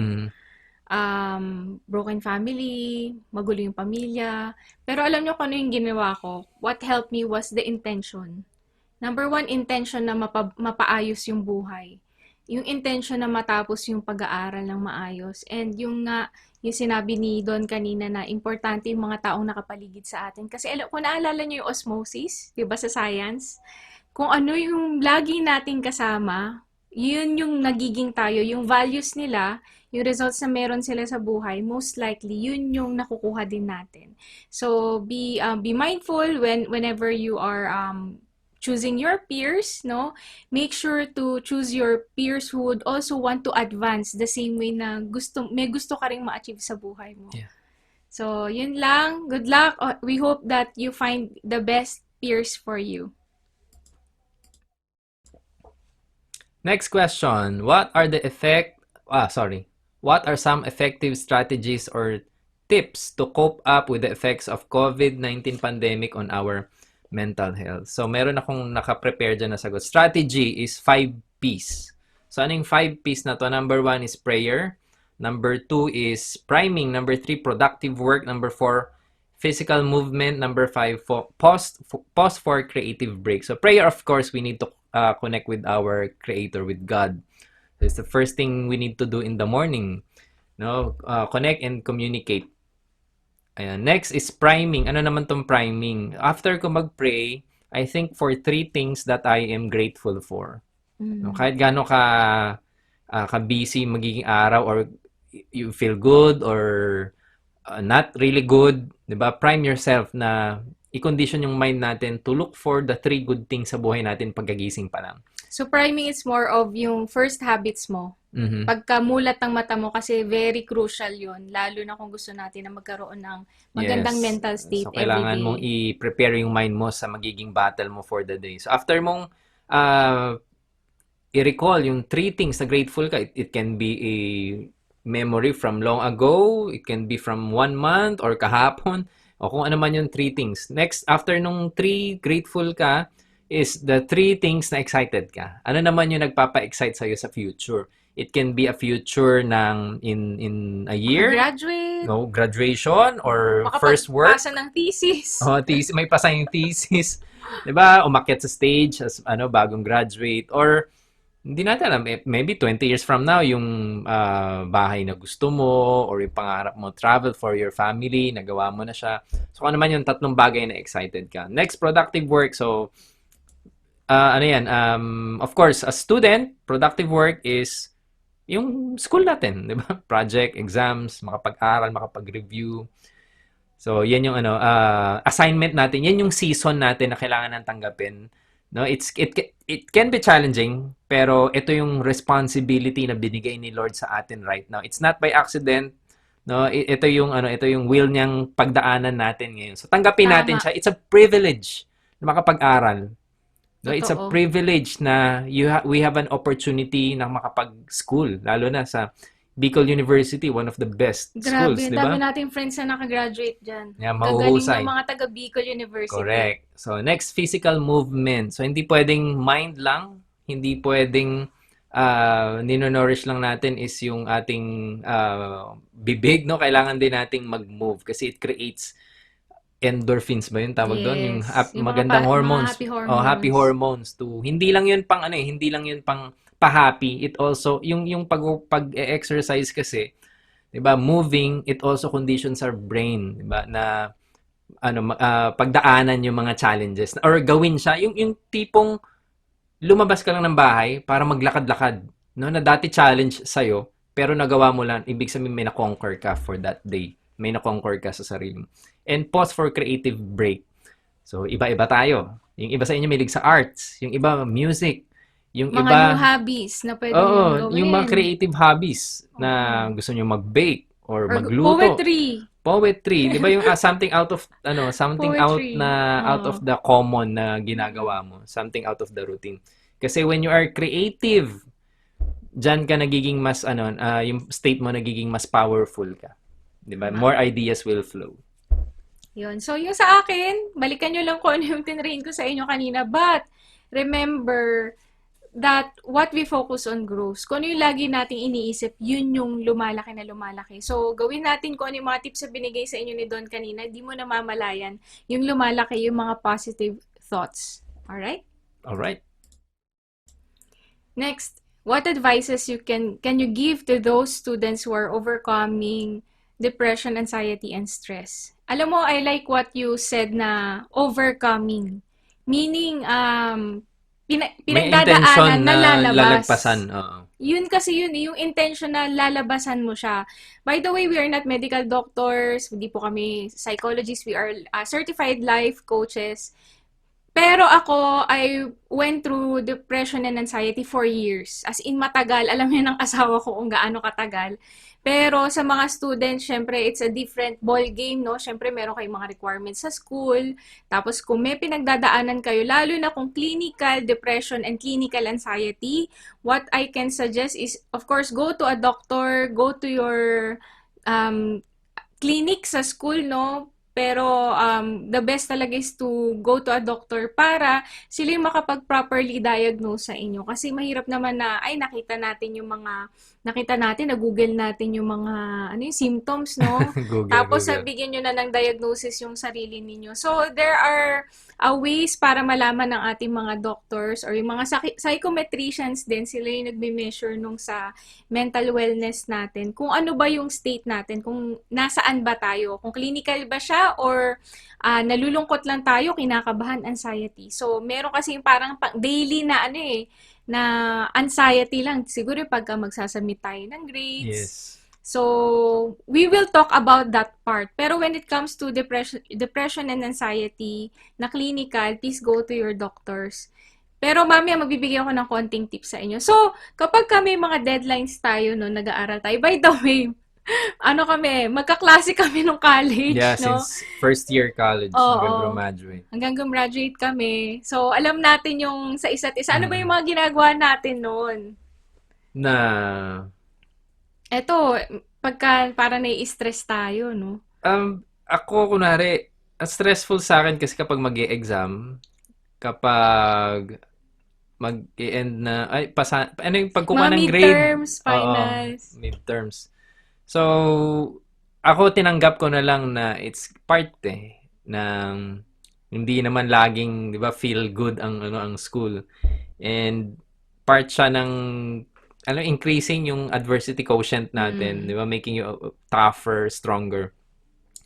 And prepare. So, for me, preparation is best. So it can be sa health, it can be sa studies, no? And I think makaka-help din yun nga sinasabi ko, yung prayer and priming. Sobrang importante siya. So ako, ang nakatulong sa akin para hindi ako ma-stress o ma-anxious is gawin na agad kung ano yung kaya nang gawin. Kunwari, merong project, tapos pwede na siyang simulan. So, ayoko nung yung nagka-cram, yung nasa dulo na tapos saka ako siya hahabulin. Tapos ang Mas daming stressful nga sabay-sabay. naman yun. Yung parang inurong mo lahat ng trabaho mo doon sa 2 linggo na yun yung nakaka-stress. So, kung meron tayong mga maluluwag na panahon na maisingit natin yung mga pag-aaral na yun, yung mga projects na yun, we can do that.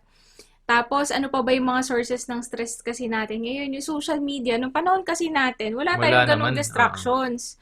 So, ang pag-aaral lang po talaga ang aming focus nun. Yes. Papasok ng school, ah, uuwi ng bahay, ganun lang. Pero ngayon kasi, ang dami na nating napapanood sa social media, ang dami nang pwedeng pag-aralan, ang daming pwedeng i-check ng mga Daming profiles. information. Sobra. Loaded ng distraction ang social media. So, Yes. So, imaginein minimize. mo, yung brain mo, di ba, na sana nilalagay natin doon sa pag-aaral natin. Siyempre, nadidistract tayo. No? Mm. So, what I will suggest is for you to time block. So, time block na, for example, itong 1 to 3 p.m., mag-aaral lang talaga ako. Itong 3 to 4, lahat ng gagawin ko sa social media, yun yung bibigay ko yung oras ko doon. O kaya 30 minutes manonood ako ng something. Kasi kapag magpapadala tayo sa distractions na meron yung mga cellphones natin, may stress talaga tayo. Kasi hindi natin mamamanage yung energy natin. Guys, it's not just time management, it's also energy management. Yeah. Where are you putting your energies? No? So, hindi lang oras, pati yung enerhiya, no? So, yung enerhiya na yun na sana lalagay natin sa projects or thesis or sa school natin instead of ilalagay pa natin sa pagpapanood lang. Okay naman manood, pero kung mindless or senseless lang, sayang yung panahon. So, when it comes to yung clinical depression and anxiety, hindi ka nag-iisa. I went through that for years, as in napakahabang panahon, no? Pero ito yung i-encourage ko sa'yo, may pag-asa, there is hope.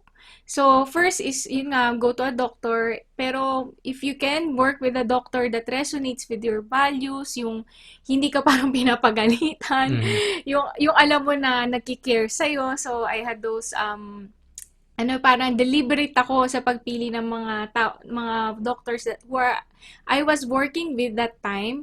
Tapos, what helped me is this. Ito yung sinabi ni Don kanina, yung 5 P's niya. Totoo talaga yung gratitude natin. Alam mo ba, yung kinuwento ko sa inyo kanina, dun sa video natin, yung 5 minutes, 10 minutes, 15 minutes, it was part of my depression and anxiety in the past. So, ngayon, if you are asking this question and clinical siya, kailangan set mo sa mind mo na labas ka na dyan. Kumbaga, dapat certain ka na sa mind mo na labas ka na dyan. So, start with having a vision. Saan ka ba papunta? Gratitude. Visualize your life. Visualize good memories, no? Visualize the kind of life that you will be having and take it one day at a time. Kasi ang healing, hindi naman siya parang, uy, bukas, okay na ako. Ako, actually, it took me years, yung iba months, no? So, iba-iba siya. As long as hindi ka nagkukwit sa sarili mo, healing will happen. Healing will come to you. Alright? Ano pa pang gustong sabihin? Alam naman nating lahat na there are people, even students, who end their lives because they have been stressed about what's happening to our country and also to our academic activities. Ano ang maaari mong ibigay na mensahe or even like motivational message to them to continue their lives even they are in times of no hope? So, pinagdaanan ko to. So, I know how it feels to have the ideation. Yun yung sinasabi mo eh. Just to give you guys an idea. Ano ibig ko sabihin ng ideation? Yung mga kakilala natin or yung mga feeling nyo na parang nagsasabi sila that they want to end their lives. By the way, if you are watching this and natitrigger ka, at kung hindi mo feel panoorin, mag-skip ka na lang, balik ka na lang mamaya para doon sa mga next questions. Pero sa mga nanonood po, para magkaroon kayo ng idea, yung ideation na yun, actually, hindi siya gusto ng mga gumawa.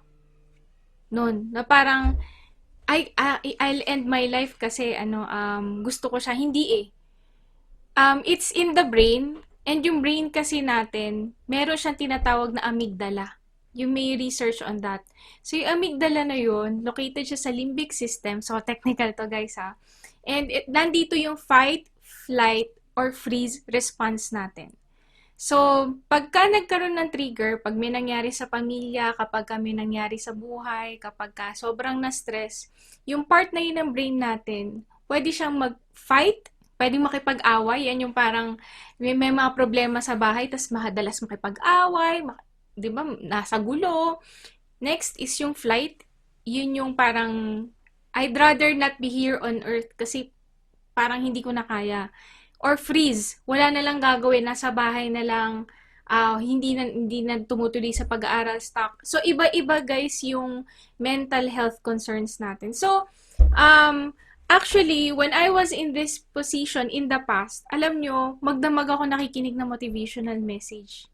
Pero it's not doing the work. Mhm. Yun yung So i-discuss effective. sa inyo mamaya ni Don, no? It's not doing the work because it is not, I'll be, very frank, no? It's not the motivational message lang. It's the brain.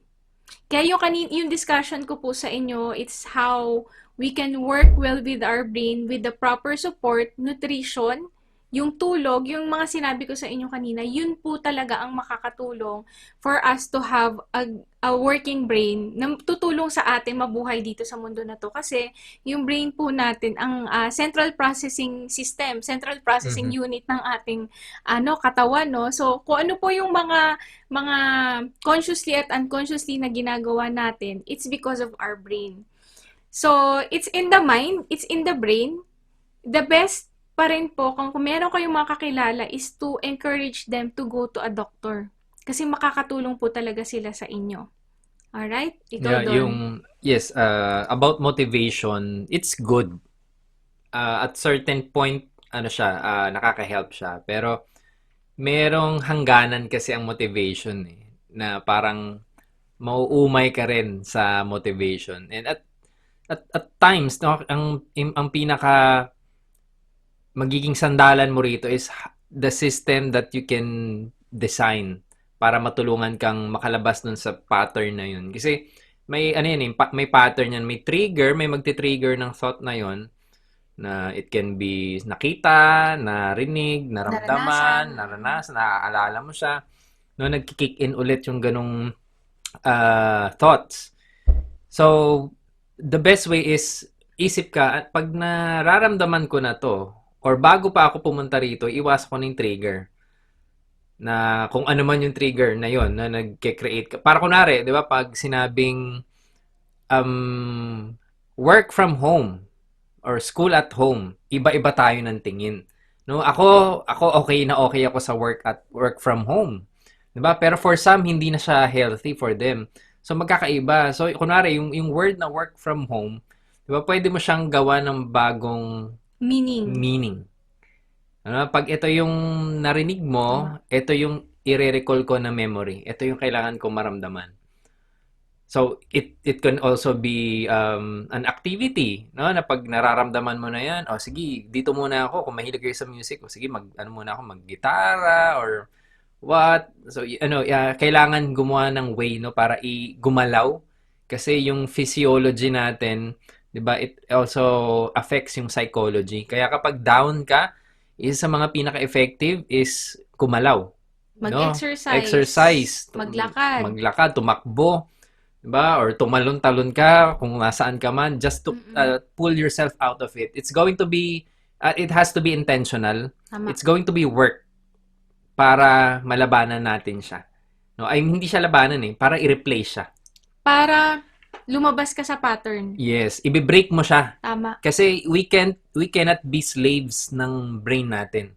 Kasi dapat yung brain natin, siya yung inuutusan natin na gawin yung mga gusto natin para sa pangarap natin, sa goals natin.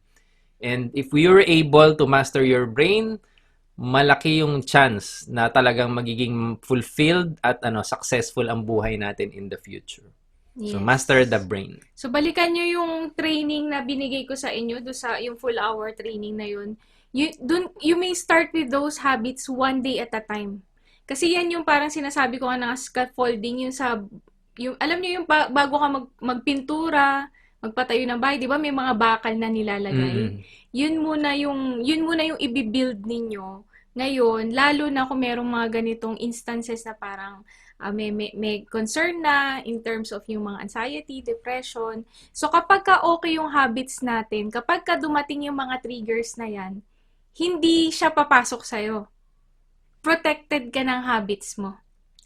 Alright? So, yun lang. We hope that you will get checked, no? Importante po na makapagtrabaho po kayo with the doctor. How to respond to someone who is suffering mental health issues when you yourself is experiencing it. Medyo challenging nga naman yun, no? Paano ka tutulong dun sa someone na ikaw mismo na mamroblema ka rin? Diba? Ikaw, anong masasabi mo dyan? Kasi ikaw ang... Nung pinagdadaanan ko yun, tumutulong pa rin ako. Alam mo yun, parang nakakatawa nga kasi hindi alam ng mga tao na may pinagdadaanan ako. Pero siguro nandun lang din sa nature ko to reach out o kaya na mag-reply kapag kami nagtanong or humingi ng tulong or advice. I think kung kaya mo pa naman, okay lang. Alright? Pero if it is excessive na and it's also taking away your peace, you may politely decline. Kasi you also have to Baka naubos protect ka your rin, no? space. Di ba kunwari may mental health concern ka, up to an extent, kung kaya mo pa, go. Sige, push mo lang. Di ba? Kasi, syempre, yung service din na binibigay natin sa ibang tao, it also adds up dun sa endorphins eh. Mhm. Pero kung toxic na, stop na. Mhm. So, you also have to know your boundaries. Yun nga yung sinabi ko sa inyo kanina, di ba? Yung sa training na, you have to learn when to say yes and when to say no. So, for example, si Don, ako yung wife niya. Siyempre, kahit may pinagdadaanan siya sa buhay niya, noong mga panahon na meron ako mental health concerns, priority niya ako, tama ba? Mhm. Parang napilitan ka Yes. na. Siyempre, priority niya ako. Pero, siguro kung may mga instances na similar situation katulad ng sa akin, pero kung punong-puno na yung plate ni Don, he would say yes or no. Pero he would certainly say yes sa akin. Kasi priority Priorities. namin ang isa't Yes. isa. Ikaw, Don. Yeah. If you are someone na fortunate ka na you've been through seminars like this, trainings like this, give service to people na hindi alam to. Kasi it's one way of helping yourself if you're helping someone din. Hindi naman ibig sabihin na labas ka na sa mental health issues mo, pero with what you know, with the experience and wisdom that you have, give it to someone na nangangailangan ng information Lalo na na yun. kung okay. Kung ano sila parang mentally, parang mentally strong. Oo. Yes, that's true. So, sabi nga ni Ivy, 'di ba, set ka rin ng boundaries na pag hindi mo na kaya, stop ka muna. No? Pero importante na you also help, no, paunti-unti kasi it's one way rin para makatulong sa'yo na mag-heal. Yes, and if how do you politely decline? Siguro yun yung tinatanong nyo. Maybe you may refer them sa mga tao na mas kayang sagutin yung tanong nila. For Tama. example, may counseling services ba na pwedeng puntahan? Mhm. Meron minsan yung mga church, meron sila. Minsan, syempre sa school, di ba yung guidance office, yung counseling office ng school, doctors, no? So, dapat, kumbaga, parang alam din natin sa sarili natin kung hanggang saan lang yung pwede nating masagot. Kapag beyond na, wag tayo magbibigay ng advice na hindi din tayo sigurado. So, maganda i-refer natin sila sa tamang tao. Alright? Okay. They say in order to overcome your problems, you need to at least communicate with someone you trust and understand. What if you are not that confident to share it with them, even if you trust them? So, sobrang importante rito yung level of relationship mo sa tao. Kasi, kaya si Ivy, nung nag-undergo siya nung moments ago, nung time na yun, no? In the past. In the past. Siyempre, dahil malalim yung relationship namin, hindi niya naman ako pakakasalan, di ba pa? Kung hindi siya nagtitiwala at hindi siya komportable sa akin, mas madali sa kanyang magkwento sa akin. Kasi nga, malalim na yung pinagsamahan namin. So, maybe you trust them pero the relationship is not yet deep enough. So, maybe you can start working on muna dun sa relationship so you can be more comfortable in sharing with them, asking for assistance, and that's where you build trust. So, kung hindi pa ganun kalalim relationship, so wag muna kung hindi Wag ka pa muna. komportable mag-share sa tao na yun. Totoo. Alam nyo, nung nalaman ko na meron akong mental health concerns, meron akong mentor. Sa kanya ako unang nag-open up. So, sinabi ko yung mga nararamdaman ko, yung mga naiisip ko. And he was the first person na nagsabi sa akin na, Ivy, alam mo, mukhang meron kang depression. So, wala akong ka-idea na, ay, ganun pala yung feeling ng depression. So, nung ginugol ko, nagmamatch siya doon sa nararamdaman ko. So, that person, life mentor ko siya, kaya, tapos kapag may mga concerns ako, nagtatanong talaga ako sa kanya. Kaya, nakapag-open up ako. Pero, etong concern ko na to, hindi ko to sinabi doon sa mga taong pinagkakatiwalaan ko. Pinagkakatiwalaan ko sila, pero hindi, not to the point na mag-share ako. About that part of her life. Yes. So, eto, yan somehow follow your intuition. Alam mo kung kanino mo dapat sabihin at alam mo kung kanino mo hindi dapat sabihin. So, yung sinasabi ni Don na build relationship kasi along the way, dun mo rin maa-assess, is this the right person para mag-open up ako? Hindi ba ako ilalaglag nito? Yung mga gano'n, no? Hindi ba siya mawiwirduhan sa akin? Oo, hindi ba siya maiinis or ma-overwhelm?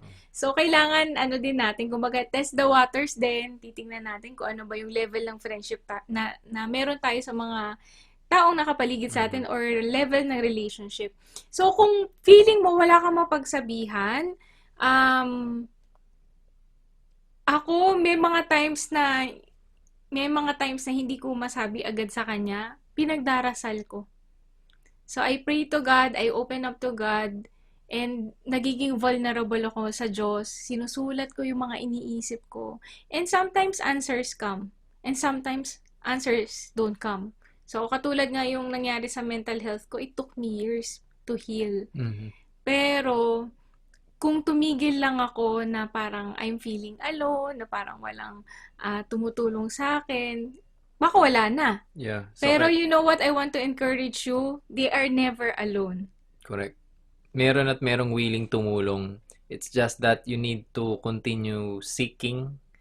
No? Maging matyaga tayong maghanap ng sagot kasi merong sagot ang lahat ng sitwasyon natin. No? Kailangan lang natin hanapan ng paraan. Tama. Good luck. You can do it. I am staying at home and I feel lonely and isolated. What can I do? Alright. So, depende sa kung saan ka nakatira. Pero for me, dito sa place kung nasaan kami nakatira is pwede nang lumabas kasi. So, aside sa Zoom meetings which I have dahil we run a business din, and kailangan syempre mag-communicate. I also started meeting up face-to-face na dun sa mga partners namin, sa mga team members namin. Kasi ang tao, we are built to connect. And we need to have that initiative. We need to have that intention na humarap sa tao na. Oo. So it can be online or it can be face to face. Pero sa akin, I'm confident na dun sa na-build namin na online. So I'm already meeting up people na kasi I need that connection and they need that connection with me rin. So kaya sinulan ko na makipagkita. So, gusto ko rin tanungin, bakit, kung may concern ba in terms of connecting? So, ang pwede natin gawin kung may concerns in terms of connecting, kung feeling natin ay kasi natag mo na yung sarili mo as introvert, no? pwede kang mag-practice. Practice ka sa salamin. Kunwari, nakikipag-usap ka sa friend mo, pero salamin talaga yung kausap mo.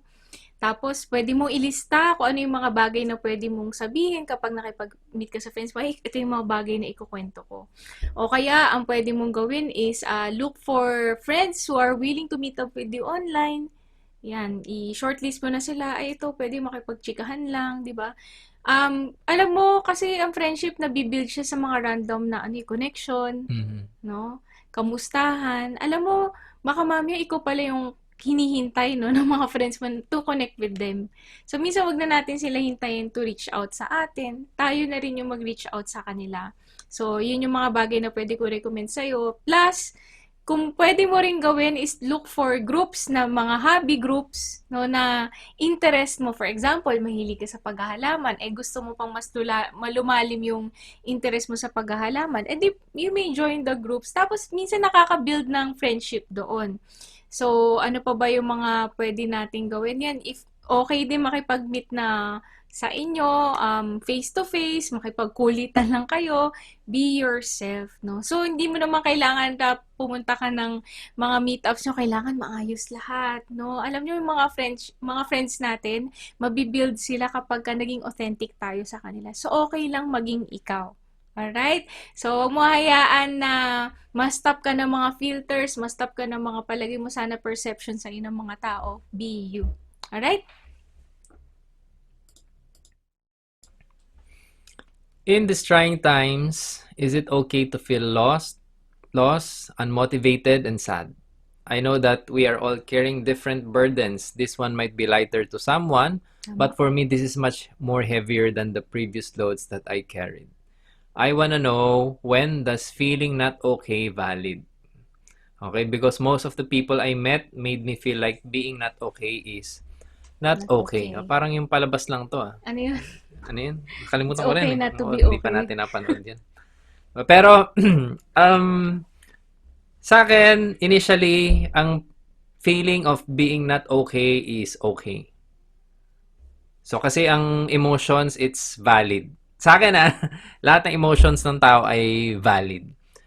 Ngayon, if it's not productive or it's destructive for you and other people, and it's kumbaga nagstay na siya na ganon, if we are not finding ways to better the situation, yun yung hindi okay for me.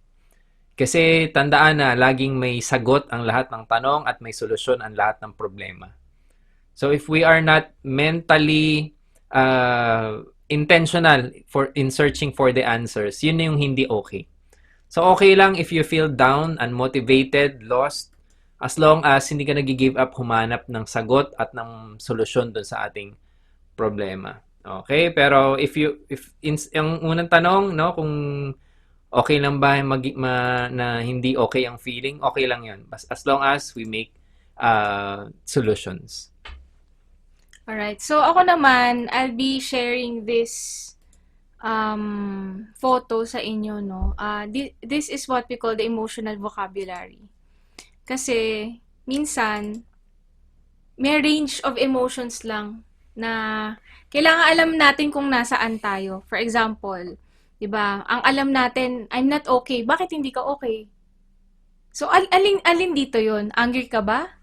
Sad ka ba? Anxious ka ba? Hurt ka ba? Embarrassed ka ba? So, bakit natin kailangan pangalanan yung emotions natin? Kasi what we can measure, we can change. What we can measure, we can improve. So, for example, dito sa angry, ano ka ba? Irritated ka ba? Irritated ka saan?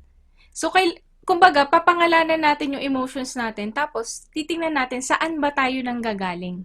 Alright? So, kung alam na natin kung saan tayo nanggagaling, tanong natin yung sarili natin, bakit ako merong ganitong klase ng emotions? Baka naman valid siya. Baka mamaya you're feeling victimized kasi baka mamaya meron naman pala talagang gumagawa ng hindi maganda sa'yo. 'Di ba nasa anxious ka tapos you are feeling worried kasi meron ka naman pala talaga dapat na ika-worry, 'di ba? May pinagdadaanan pala talaga yung pamilya nyo. So, ngayon, yung mga emotions natin, it is like a thermometer. Kung ano yung nangyayari sa buhay paligid. natin, sa paligid Yun. natin. So, tingnan mo ngayon yung sarili mo. I am not okay. Ask yourself, ano yung emotions na meron ako ngayon? Okay, I am worried. Bakit ako worried? Eh, kasi merong COVID sa family mo namin. Do you think it's a valid concern? It's a valid worry? Yes. So, take it one, kung ganun yung concern mo, take it one day at a time. No? Kung ano yung nandyan sa harap mo, kung kakadiagnose lang. For example, guys thinking out loud lang ako For example, kakadiagnose lang. Ano yung mga steps na gagawin ninyo para matulungan yung kasama nyo sa bahay na maging okay at para maprotektahan nyo din yung iba pang kasama nyo sa household. So, example, you are feeling ashamed. Bakit ka ashamed? Ano ba yung nangyari? Ano ba yung... So, nagigets nyo guys? Kumbaga, napangalanan mo yung emotion, tanong mo, valid ba to or hindi valid? Pag hindi valid, kunwari, minsan may concern tayo na, I'm feeling disgusted kasi yung isang influencer na kakilala ko, meron siyang maling ginawa.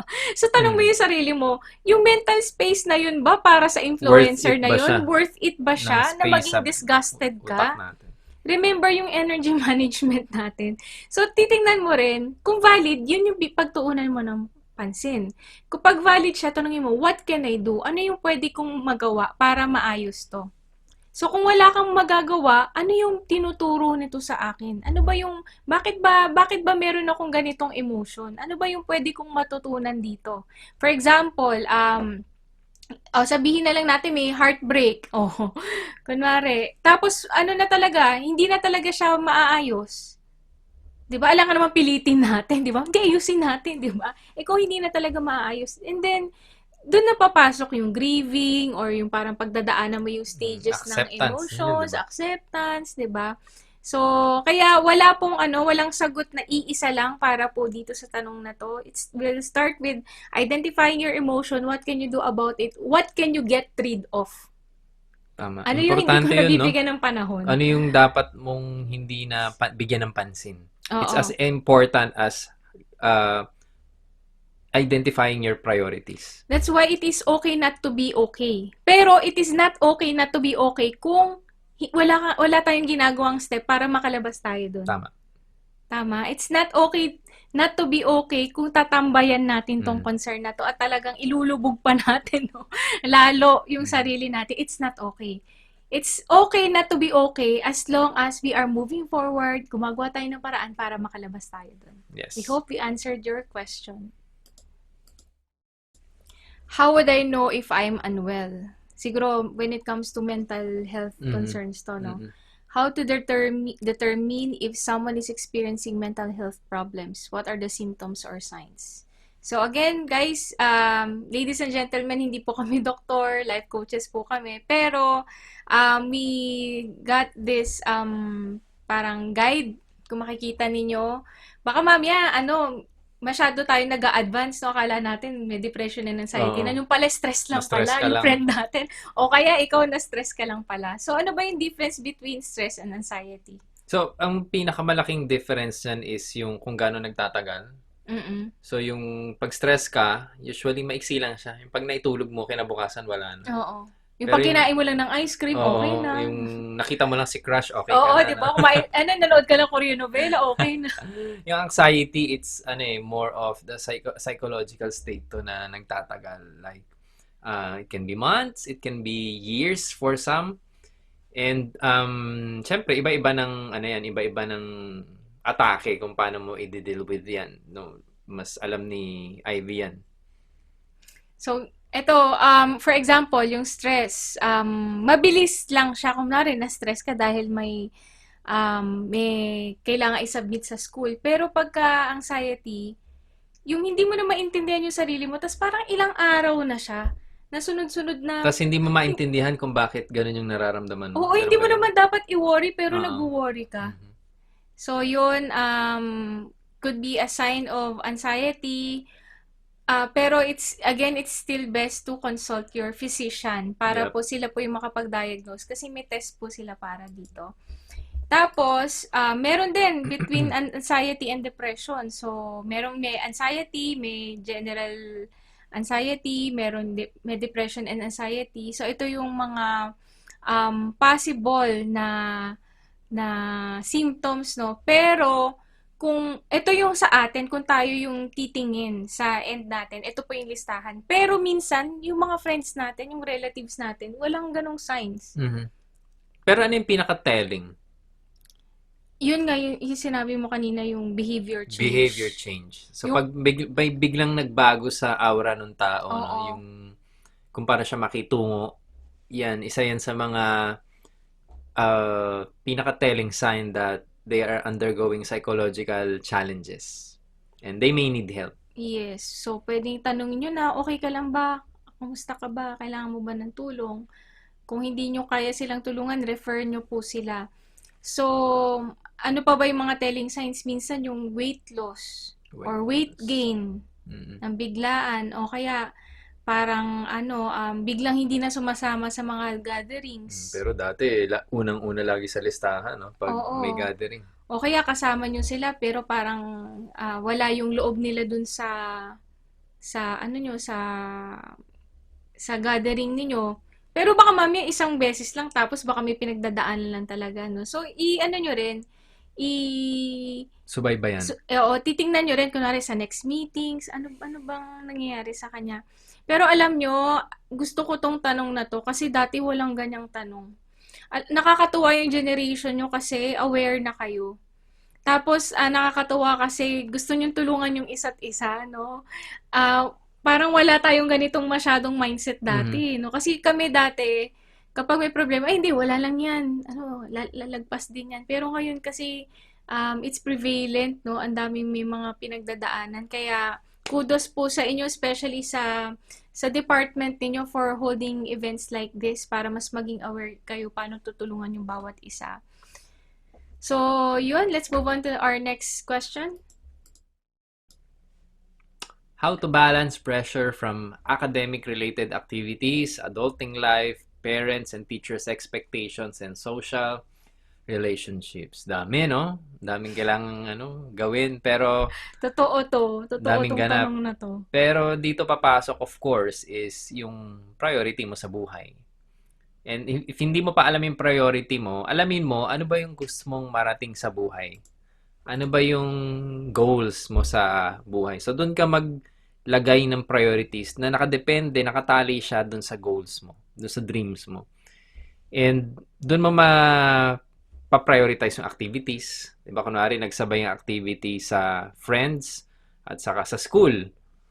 Diba? So, malalaman mo ngayon sino yung in-next time mo na lang versus dun sa uunahin mo. Kasi depende siya sa priority natin lagi.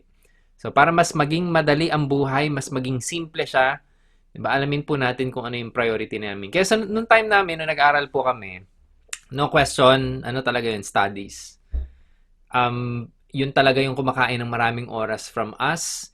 And we're not complaining kasi nakatali yun sa goal na kami as eldest, hindi lang naman eldest, no? Kami, as galing kami sa mahirap, di ba?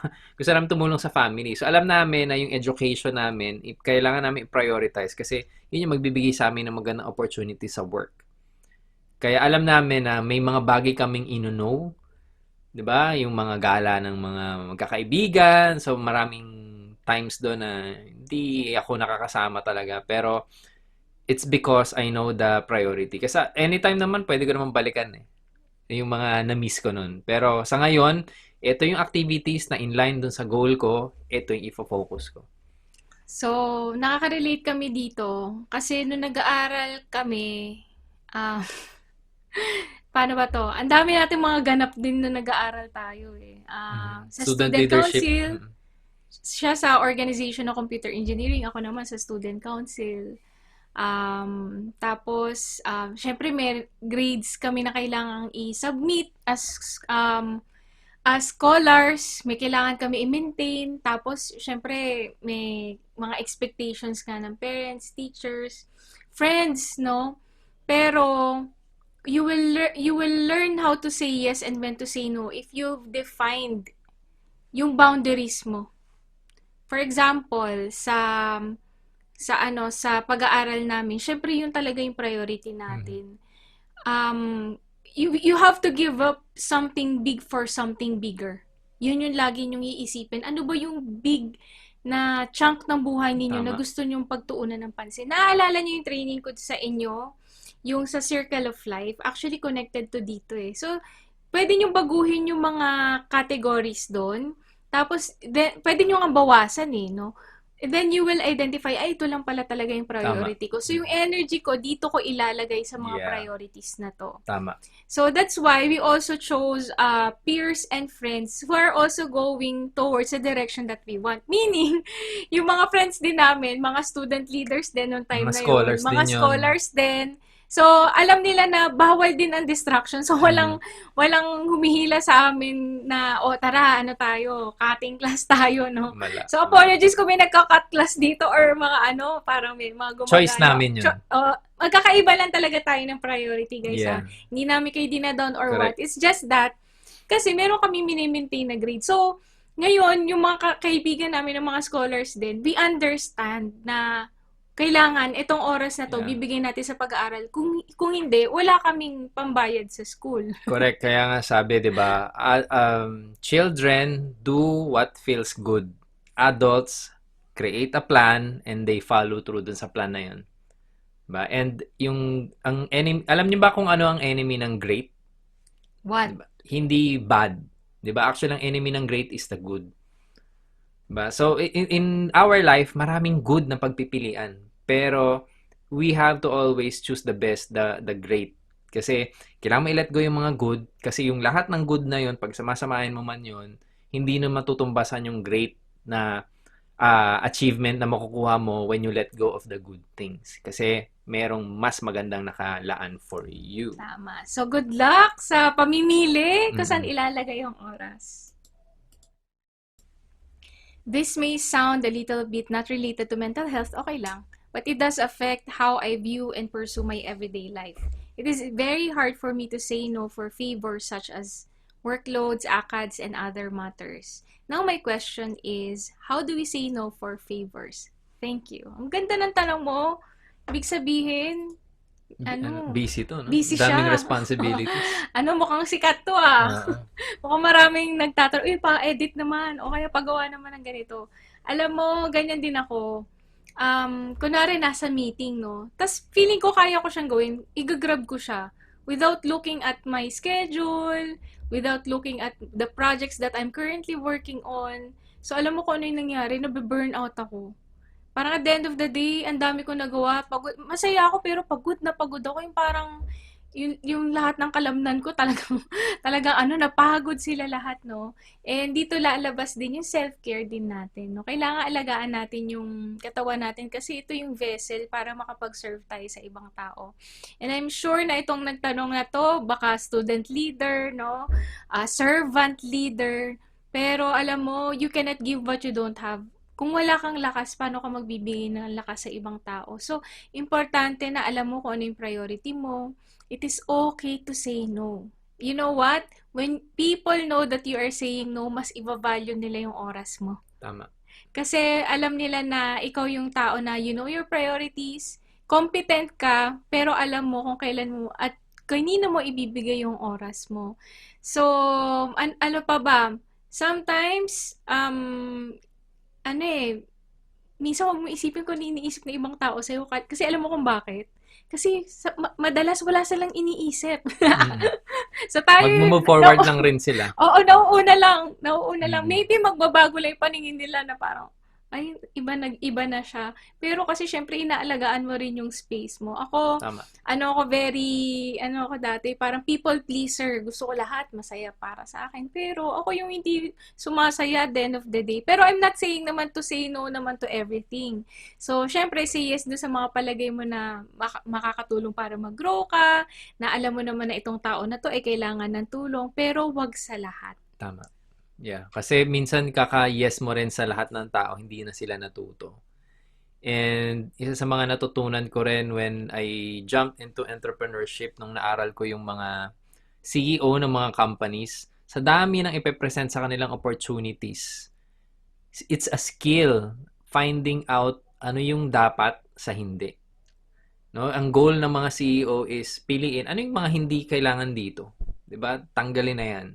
Focus tayo dito sa naka-align sa vision natin, dun sa goals natin. And sabi ko nga, it's a skill. Kailangan mo lang masanay na mag-no. Pero, yun nga, at the end of the day, pag hindi mo na kaya, mag-no ka na. Kaysa yung, alam mo yung ginagawa mo siya, pero sama ng loob mo. Kasi salib na nagpapahinga ka na or ginagawa mo ng creative break mo, nagwo-work ka. So, it's not healthy for you at yung energy ng work na binigay mo dun sa task na yon, diba? Magbabalik yun sa'yo at saka dun sa binigyan mo ng favor na parang hindi na siya favor kasi sama ng loob mo nung ginawa mo siya. So, do things na magpapasaya sa'yo saka dun sa tutulungan mo. Tama.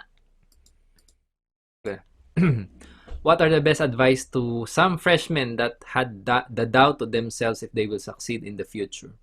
What will be the top advice po of the honorable speaker on a phrase na okay lang ba kausapin ng sarili? Thank you for your answer. So, unang-una, as freshman, ako, naalala ko yung time na freshman ako, yung nasa orientation ako nung school, kung saan kami nag-graduate. So, it's mga ilang taon ago na yun? Mga 17 years ago. Oh my God. Nakaupo ako noon. I was wearing yung bagong biling polo ng mama ko for me. Hindi ko makalimutan yon kasi kasama yung parents noon eh. Ina-encourage nila kasama yung parents. So, I was sitting there and andun yung fear saka yung, alam mo yun, yung anxiety. Nandun siya eh. Pero mas nangingibabaw sa akin yung responsibility na kailangan ko itong gawin for my future. So, ngayon, focus ka lang. Take it one day at a time. Freshman ka pa lang. You have your whole life in front of you. Enjoyin mo yung process. Do what you have to do. Diba? Mag-comply ka sa kailangan gawin. And always evaluate ano yung nakukuha ko through this experience. Kasi for sure, meron pong magandang nangyayari while you are doing your work. Tapos, yung yung about sa future, no, yung success. Ang success, walang nagturo sa amin ito.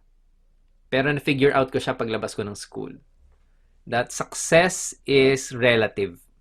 Iba-iba tayo ng definition ng success. For some, ang success ay pag napag-aral yung mga anak, nakabili ng bahay, ng sasakyan, nakapag-travel, yan yung success. For some, kapag na-reach nila yung height ng corporate ladder or kung anumang career yung ginagawa nila.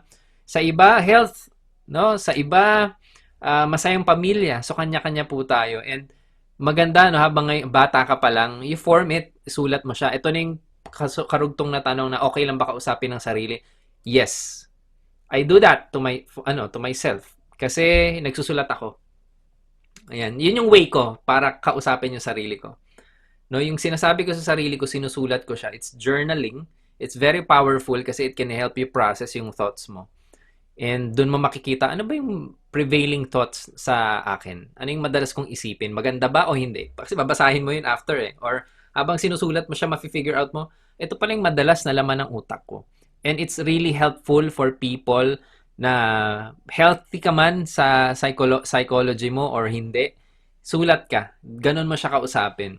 And habang nagsusulat ka, I encourage you also, young men and women of Bicol University na i-define mo na rin ano yung buhay na gusto mo in the future.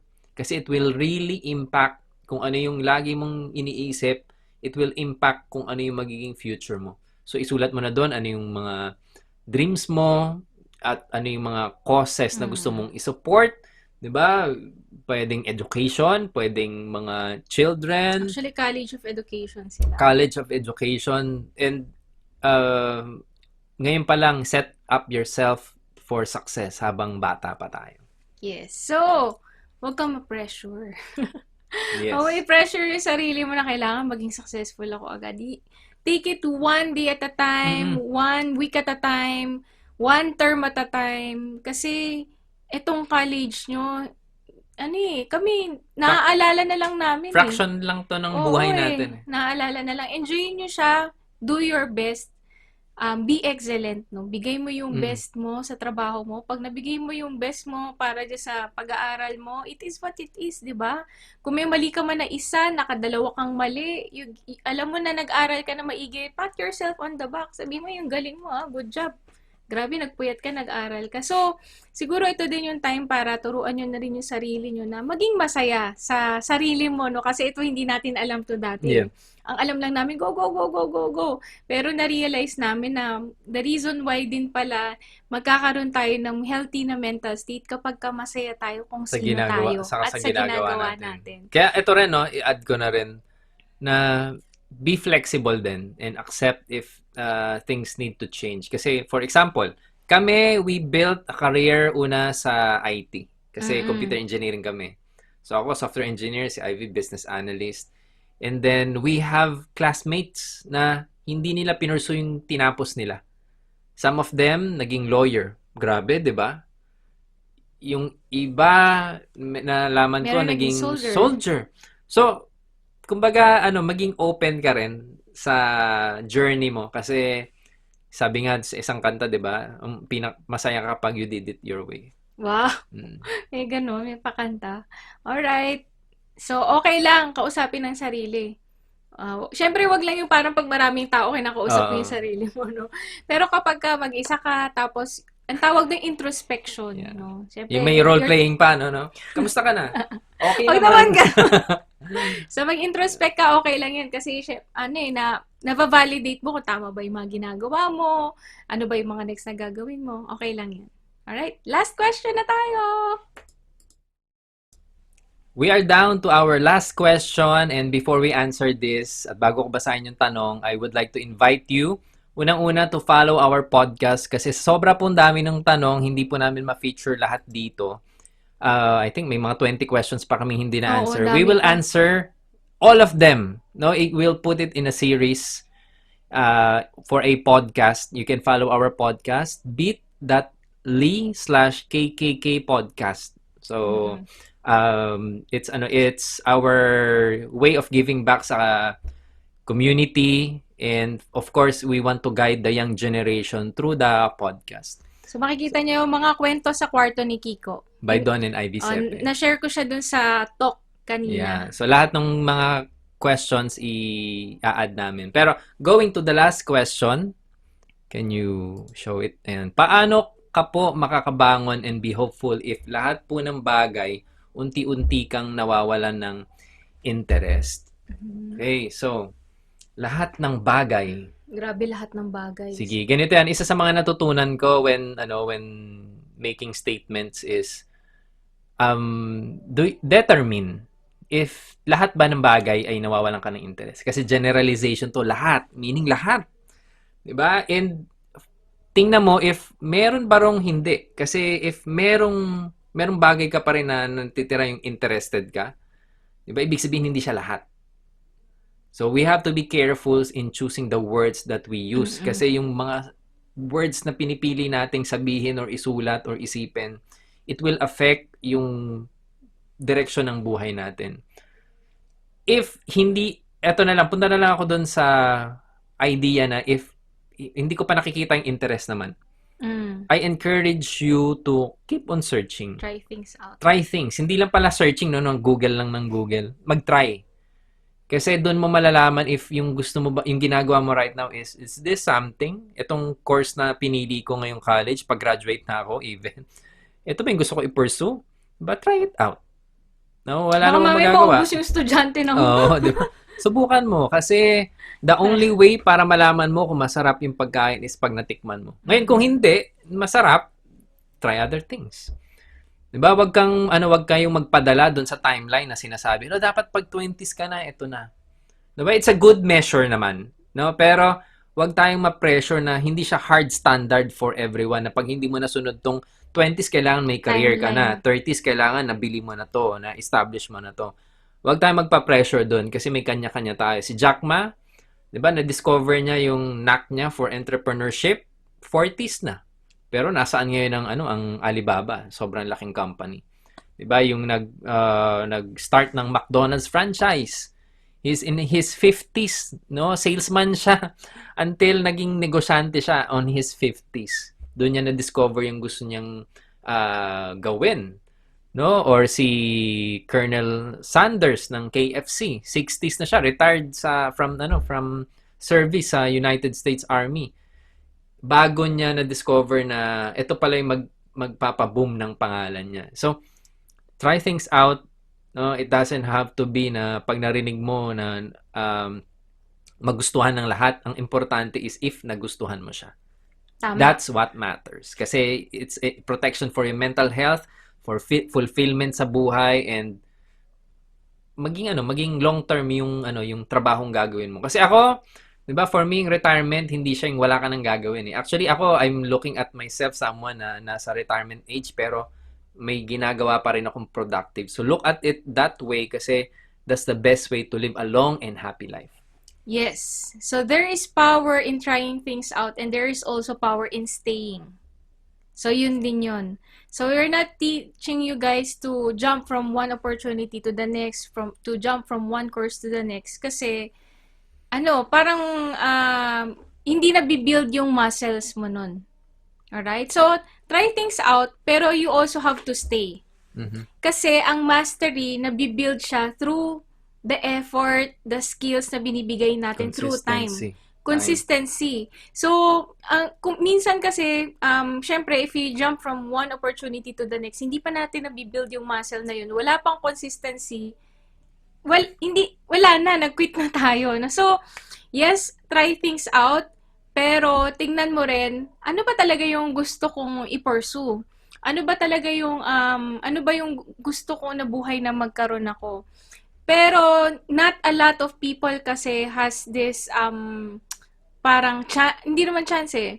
Parang has this opportunity or privilege to jump from one course to the next, Tama. no?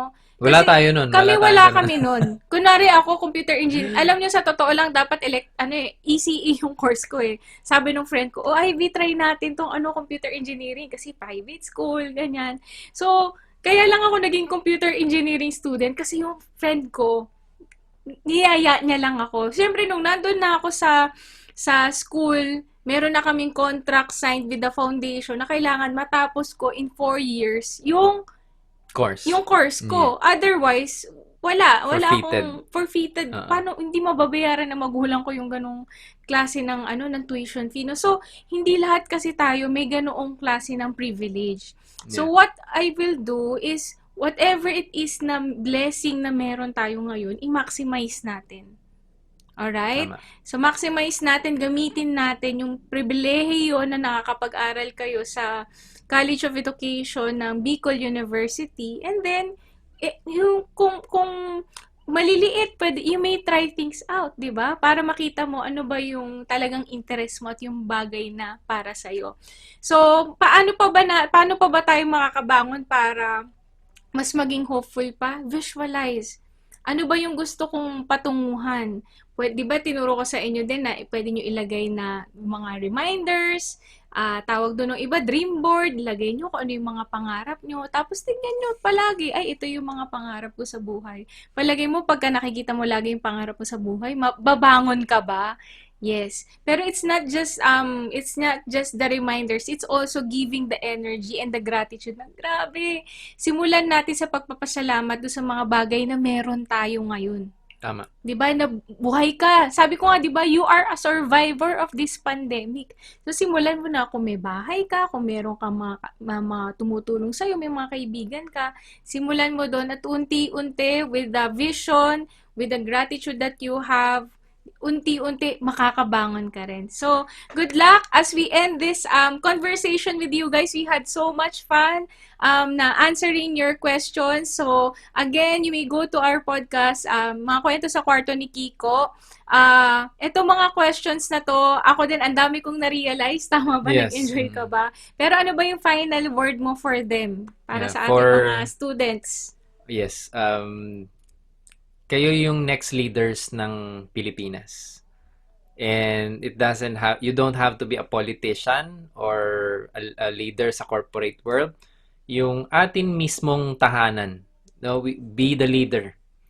And it starts with us leading ourselves, di ba? Being disciplined sa ating mga gusto sa buhay, sa kung paano tayo mamuhay, be an example. And the future is bright. Kaya kailangan nating galingan and contribute for the development of our dear Philippines. Yes. So, sa akin naman, life happens. May mga bagay na yun nga within our control, beyond our control. But what we can focus on is yung space na meron tayo. Ano ba yung mga bagay na pwede nating gawin para sa sarili natin at ano yung mga bagay na pwede nating i-contribute pa sa ibang mga tao na nangangailangan.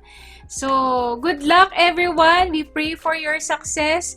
Thank you so much sa ating mga organizers for inviting us. God Yes. bless you. Thank you. By the way, you may reach us sa aming mga social media accounts. My handle is 𝗖𝗿𝗶𝘀𝗀. Don Sepe. So, yun lang everyone. God Bye. bless.